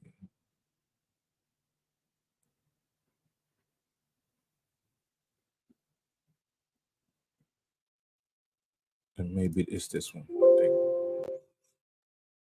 Salaki. I got one more video I got to bring up. Salaki, y'all. No, this is not it. This is not it. We're gonna scratch that. But I want to show you. Let's just hold that. I want to make sure I present this video. Now, you seen what happened at with the Lakota and the Wounded Knee. I'm gonna show you the descendants. Just hold that precept, okay?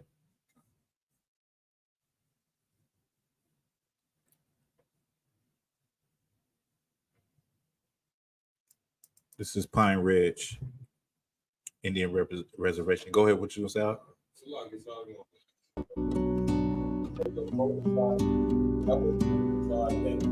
No. That's just how it happened. My name is That's just Virgil how it Red Cloud happened. Good. Yeah. I come to you from the Pine Ridge Indian Reservation, prisoner of war camp 334.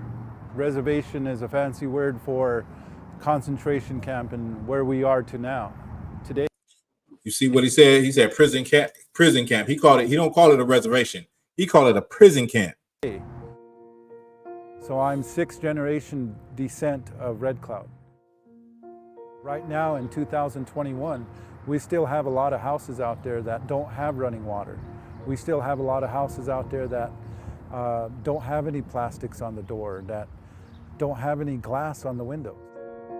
And I did say we don't really have economic development. Here we have 2 stores. Some communities don't have any, so they have to travel. Like here we're about 76, 80 miles in a shortcut way to Rapid City, but that's still a long ways. I mean, that's 100 and some miles just to go after food. We live in extreme poverty, and so we don't have nutritious meals every day. We may have, people may have one at least, but not every day, and people struggle with the food. Imagine only 10% of the population are employed. I mean, can you just imagine all these other families are not having a job?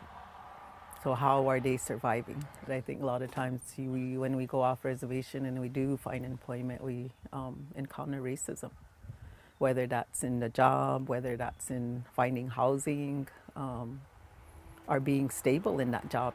And the perception that they have, and we hear this all the time, that we get government freebies. You know, we're handed these things. What are we handed? We gave up our land for these treaties to be made. So say, for example, like Black Hills, they were stolen illegally. Look at all the money that they're making off our resources, stolen resources. We're a people that have always evolved through 500 years of oppression, 500 years of the attempt to eliminate us from the very existence of being on the prairie. Those are the descendants of Wounded Knee. Those are the brothers and sisters living in poverty. Only 10% of the people have a job. They live on homes that are falling apart.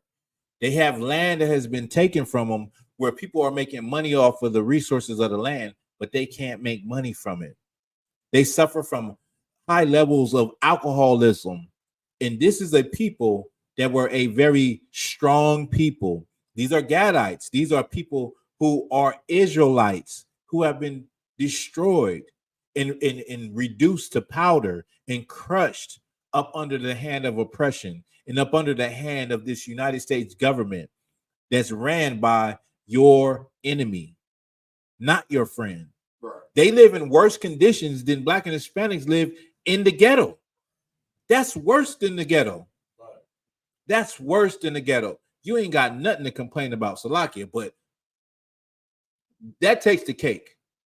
The level of poverty that they live in takes the goddamn cake. Right. You understand? Give me that precept. This is the book of Psalms, chapter 55, verse 20.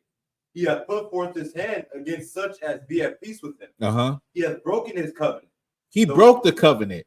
He broke the goddamn covenant. He can't keep the truth if he tried to. He can't hold an agreement and have honor if he tried to. Go ahead. Verse 21.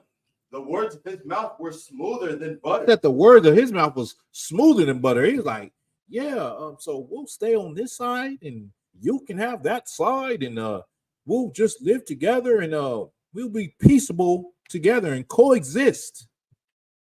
And then he said, you know what? I think we deserve that land that they sitting on. It has a lot of resources. It's got, you know, what there's one, y'all can look this up. There's one guy, the CEO of Nestle. He's getting water from a spring where he's not paying no taxes. He's not paying nothing on it. And he's selling the water, bottling it up.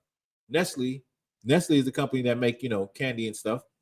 He's selling the water and bottling it up and just making straight profit off the land, off of the water springs, the fresh water springs, right? Keep reading. The words of his mouth were smoother than butter. They were smoother than butter. Keep going. But war was in his heart. War was in his heart. All right. War was in his heart. You can look this up. I wanted to present this, but I'm pretty sure some of y'all know about the Wizard of Oz, and you know that part when they sung the old Wizard of Oz, where they came across the Tin Man, right? He didn't have a heart, and he was talking about how he would be friends with the sparrows and the boy that shoots the arrows, and he was saying, if I only had a heart. Meaning he would be friends with the sparrows, and the boy that shoots the arrows is the Native American Indians. But the writer for that, for the Wizard of Oz, he was a man who was hardcore against Native Indians. He called them nits, which is like lice. He said we need to get rid of them. Right? So the hatred and the disrespect for the Gadite brothers and the original inhabitants of America is off the charts. But guess what?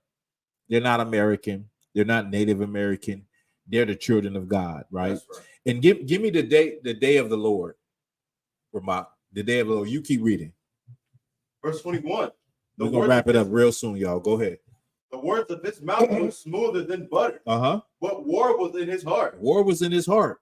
He said, you know what? I got this cavalry. I got the munitions. I got these Gatling guns, these cannons. I got everything I need to take this land. Go ahead. His words were softer than oil. Words was like, ooh. Words were softer than oil. You know how I feel when you got oil in your hand and just smooth and just glide? Them lies just roll off his tongue. That's why the Gadite said, pale face speak with a forked tongue. Because he say one thing, but he do another thing. Right. Go ahead. Yet were there drawn swords. Yet were there drawn swords. Yeah. Yeah, he said all of those good things. And we sat down and we went to Washington. We had ambassadors from every tribe go to Washington and sit down with the president and this and that. But yet they still drawing their swords.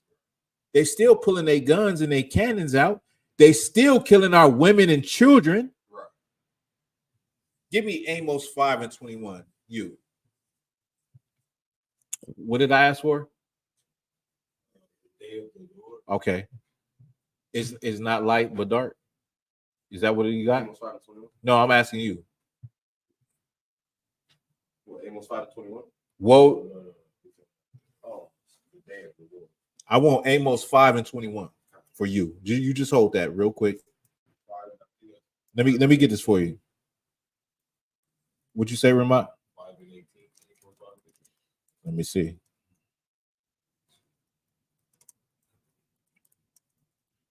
Let me see.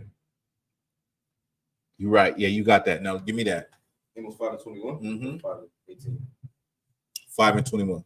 This is the book of Amos, chapter 5, verse 21. Uh-huh. I despise your feast days, and I will not smell in your solemn assembly. The Lord said he hates you. He said he hate. I thought the Lord don't hate. Right. The Lord hate. He hate Esau, Romans 9:13. And he hate what? Read it from the top. The book of Amos, chapter 5, verse 21.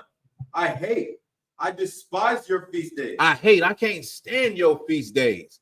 I hate Thanksgiving. Right. I hate that time when you think that is the most solemn and sweet and formal time to be with your family. I hate that. I hate Christmas dinner. I hate any of these holidays, these feast days that you get together and you think that they mean something. They mean absolutely nothing to me. Read it from the top. The book of Amos, chapter 5, verse 21. I despise your feast days. I despise your feast days. I despise it.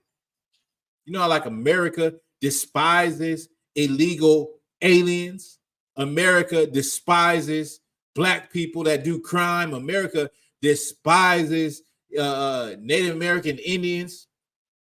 The Lord despises American holidays. Right. The Lord despises European holidays. The Lord despises pagan, satanic birthdays. The Lord despises all of these things that are not of him. That's right. He despised it back then. So he got us up out of his sight. He got us up out of the land. He got the North American Indians up out of the land, the whole 10 tribes. Them, the tribe of Reuben, the tribe of Manasseh, of Simeon, the tribe of Zebulun, Naphtali, of Issachar. He got them all up out of there and sent them into somewhere else because he despised it. He despised us doing other things that are against him, following these other nations. Right. He despised you eating pork. He despised you eating honey ham on Thanksgiving. He despised you eating chitlins on Thanksgiving. He despises all of that. And he despises the fact that this is a holiday that was given to you by your oppressor that don't even love you. They don't give a damn about you, but he does. Right. He loves you. He knows what's right for Blacks, Hispanics, and Native Indians. He has laws, statutes, and commandments that have been set since the ancient times that if we follow, it would fix us overnight. That's all of the problems that you see in the Black community that you complain about, relationship problems, crime, all of that will be solved overnight if we turn to the Lord and we face the east and pray, repent, and start keeping the law, statute, and commandments. That's right. It would be fixed. It would literally be fixed. The things that you cry about in the dark, the tears that you have, the tears that the mothers have for the sons dying in the street, that would be fixed overnight. Right. If you turn to the Lord. If you turn to the priests and prophets in the I.S.U.P.K and say the hell with those Christian pastors that's teaching you the white man's theology of what the Bible is. Right. And you listen to us about what the Lord is saying, what the Bible says, and what to do. You come to counsel to us. Right. You come ask us of us. But guess what? Before you do that, don't believe nothing we say. Go in your room, close the door, and pray to the Lord and ask him to show you what is the way. Is that it on it? No, give me that. And I will not smell in your solemn assemblies. The Lord said, I won't smell in your solemn assemblies. I don't even want to smell that stinking honey ham. I don't want to smell them ham hocks. I don't want to smell what is it? Crab legs and crab boil. I don't want to smell it. It stinks.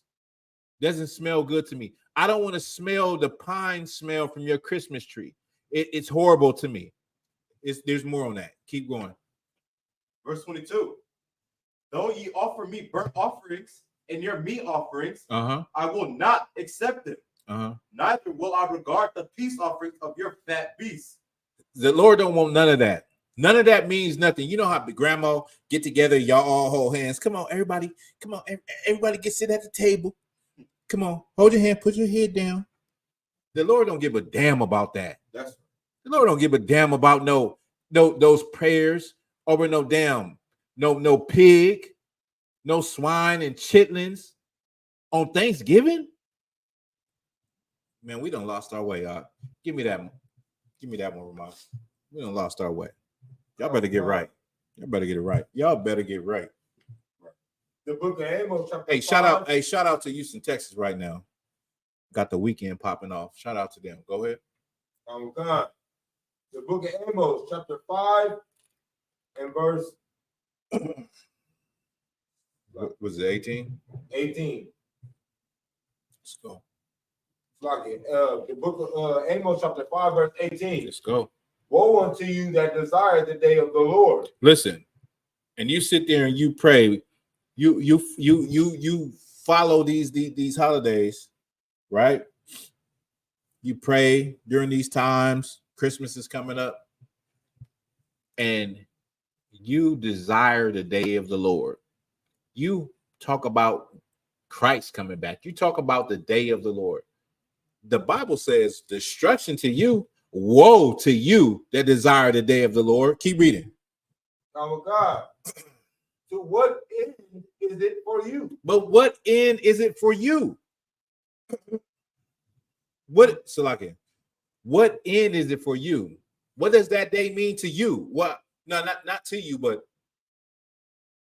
have you ever pondered or considered what's going to happen to you on that day? You're ignorant of the laws of God. You're ignorant of what you should be doing. You're celebrating Thanksgiving. What the hell you worried about the day of the Lord? You should be scared. You should be like shaking in your boots. For real. Hold on. Let me get something real quick. Keep going. Our God, the day of the Lord is darkness. The day of the Lord is darkness. Go ahead. And not light. And it's not light. The day of the Lord is darkness. When I said that when the Lord comes and repays America, it's going to be like nothing you have ever heard of before or seen before. Right. We've heard of what happened in ancient Egypt. We heard about what happened in Sodom and Gomorrah. But what's going to happen to America is going to go down in infamy. It's going to be something that is going to boost the fame of the Lord, Yahweh in the Hebrew. You understand? Right. Is that it on that precept? All right, one more precept. I know I'm holding y'all. I think the brother got a class after me. Give me 2nd Ezra 4:2. You waiting on the day of the Lord. Talking about the day of the Lord. What the hell is you talking about? You've been celebrating Christmas all your damn life. Right. You got two ham thighs in your damn freezer right now. Right. You eating crab boils and crayfish and lobster and shrimp, and you are a stranger. The Lord don't know you. The Lord don't understand. He don't know you. He don't recognize you because you're not doing what you're supposed to be doing. If the Lord came back, he wouldn't recognize you. He'd say, "Depart from me, you worker of iniquity." He would say, "I don't know you. I never knew you. I never knew you. You was hooping and hollering in the church. Oh, you was running up and down the aisle with a tambourine. Oh, I was your husband. Me, Jesus, I was your husband. I didn't know that. I don't know you." Shalom. Go ahead. This is the book of 2nd Ezra, chapter 4, verse 12. Then said I unto him, "It were better that we were not at all, than that we should live still in wickedness, and to suffer." And what is that? What is that? 2nd Ezra 4:12. 4:2. 4 Salah. The book of 2nd Ezra, chapter 4, verse 2. It said, "Thy heart hath gone too far in this world." Let me tell you something. A lot of y'all, and I'm not talking about brothers and sisters in the truth, right? But a lot of y'all, your heart, meaning your mind, have gone too far into this world. Read it from the top. The book of 2nd Ezra, chapter 4, verse 2. It said, "Thy heart hath gone too far in this world." Verse 2, just start at verse 1 for me. Start at verse 1. The book of 2nd Ezra, chapter 4, verse 1. "And the angel that was sent unto me, whose name was Uriel, gave me an answer and said, Thy heart hath gone too far in this world." Uriel said, your heart have gone too far into this world. Right. That's why when y'all try to figure out the men of the Lord in the I.S.U.P.K, you try to figure out why we don't celebrate Thanksgiving, why we what is our problem, why we dress like this, why we look like this, why we act like that. It's because your heart has gone too far in this world. Right. And you can't understand the things of God. Read it from the top. The book of 2nd Ezra, chapter 4, verse 1. "And the angel that was sent unto me, whose name was Uriel, gave me an answer and said, Thy heart hath gone too far in this world, and thinkest thou to comprehend the way of the Most High." Your heart done went too far in this goddamn world, and now you're gonna complain and ridicule the men of the Lord, and you think you can understand the things of the Most High? Right.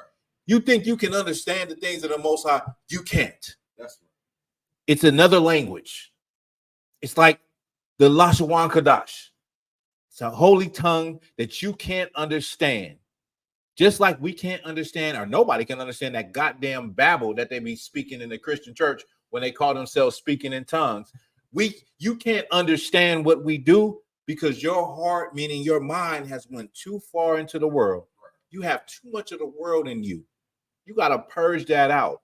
You have too much of the world in you if you think that there is nothing wrong with celebrating Thanksgiving. I just went over a major history of what happened to the North American Indians. And there is no reason why any sane person or logical person in their mind would think that it is okay to celebrate. Listen, I know that you're probably under pressure right now. You probably got a woman, you probably got your family. A lot of y'all are scared of your family. Let's be real. You're scared of your family. You're scared to change. And you're scared that, like, if I change and I stop celebrating holidays, what are they going to say? How are they going to feel? I understand that. But let's this be a starting point for you to start keeping the law, statutes, and commandments. Let's just say you're stuck right now. You're in the bind. I'm in a bind, Nate. I'm stuck. I already done made all of these plans. If I just stop right now, what's going to happen? Okay, fine. Your next test is Christmas. And listen, Lord willing, we don't even know if we'll be here in Christmas. Yes. I'm going to say Lord willing. We don't know if we'll be here. But your next test is Christmas. Don't celebrate Christmas. Don't celebrate Christmas and save some money. Don't celebrate Christmas, more importantly, and please God. Please the Most High and say, oh, look at this sister right here. Look at this brother. He's amazing right now. I think I can pull him in because he's trying. Like some of those things that he's asking and some of those things that he's learning, he's trying to separate from the world. Right. Don't do it. But don't be so narrow-minded to think that you know everything, especially of God, because a lot of you have went so far into this world that you can't understand the things of God. And you can't understand the brothers and sisters in the I.S.U.P.K. You can't understand it. You look at us like we're different. We're weird. We're extreme. We're this. We're that. We're righteous. That's right. We're righteous. Right. And you are not. We're strong and you are not. But you can be strong. You can be just like us. That's if you turn away from this world.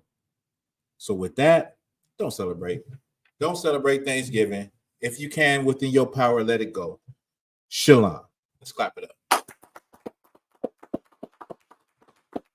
Hey, the water, I want to say the water to everybody that's been rocking in here. Everybody that's been rocking with me. You already know who you is. Y'all, a lot of y'all being here all the time. The water for that, I got Ramak up in here. I got young man Avon up in here. They've been rocking with me. Listen. Spread the word. Christ is returning. Oh, yeah. $200 for your Passover fee. Don't forget that. Don't forget the $200. I want y'all to lock in, stay in with me. I'm going to play a video going out and just rocking with me. Yeah, but the water to all y'all for rock. I hope y'all learned something. Make sure you pay your tithes or pay your tithes. Make sure you get your I was going to say priest funds. Make sure you get your Passover fee in, not now, not later, but right now, like Captain Gadar. Get it in, get that in, and shalom, Israel. I'm up out of here. We up out of here. Let's clap it up. Let's clap it one more time. Damn, we went over the time, but we still gonna play this video. So let me get it. Yeah, the feast day is on the 7th. December 7th is the Feast of Dedication. Feast of Dedication, and then I think it might be one more at the end before the end of the year. Is it? Oh, yes, the last one.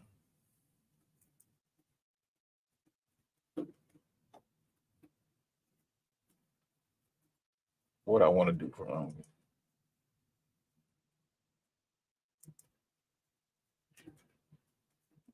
see some of this beauty right here. Let me show you some of these beautiful garments.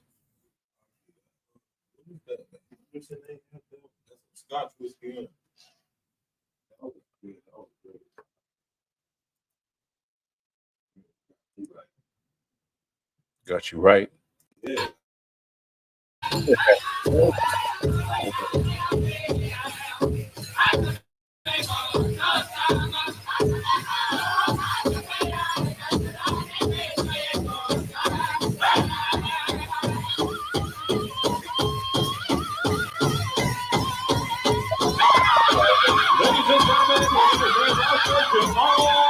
adult categories. And what is it? Welcome to our teen categories entering the arena. Welcome.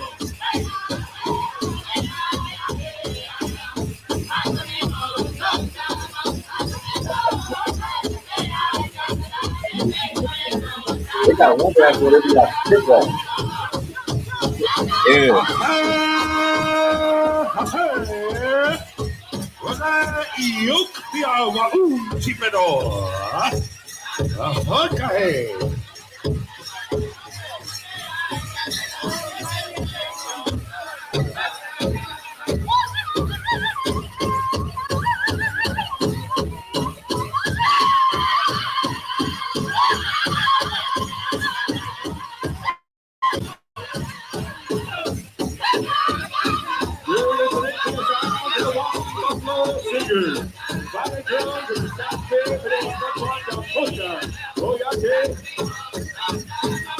And you're witnessing all the champions making their way into the arena, dancing their style, representing their nation. Welcome, dancers!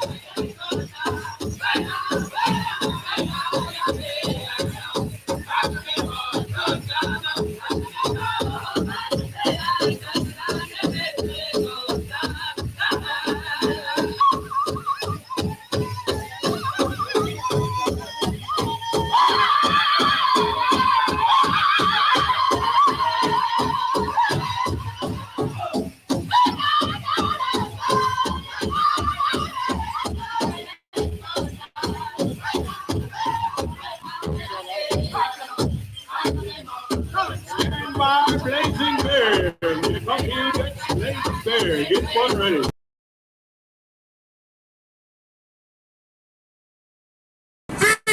With their face toward the earth and lick the dust off their feet. Lick the what? The dust off their feet. Now, this is your D, right?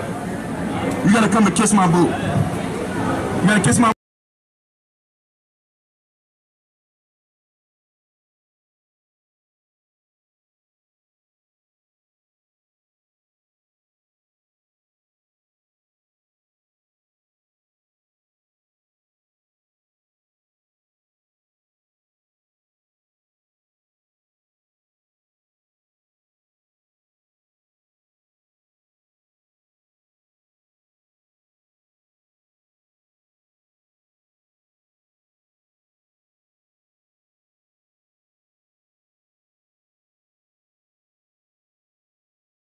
Go ahead, let me know when you got it. You got it?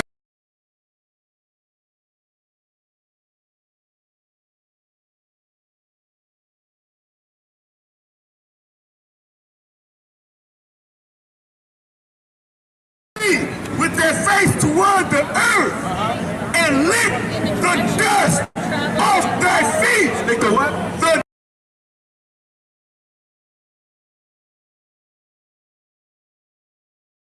They don't really know what to do with that.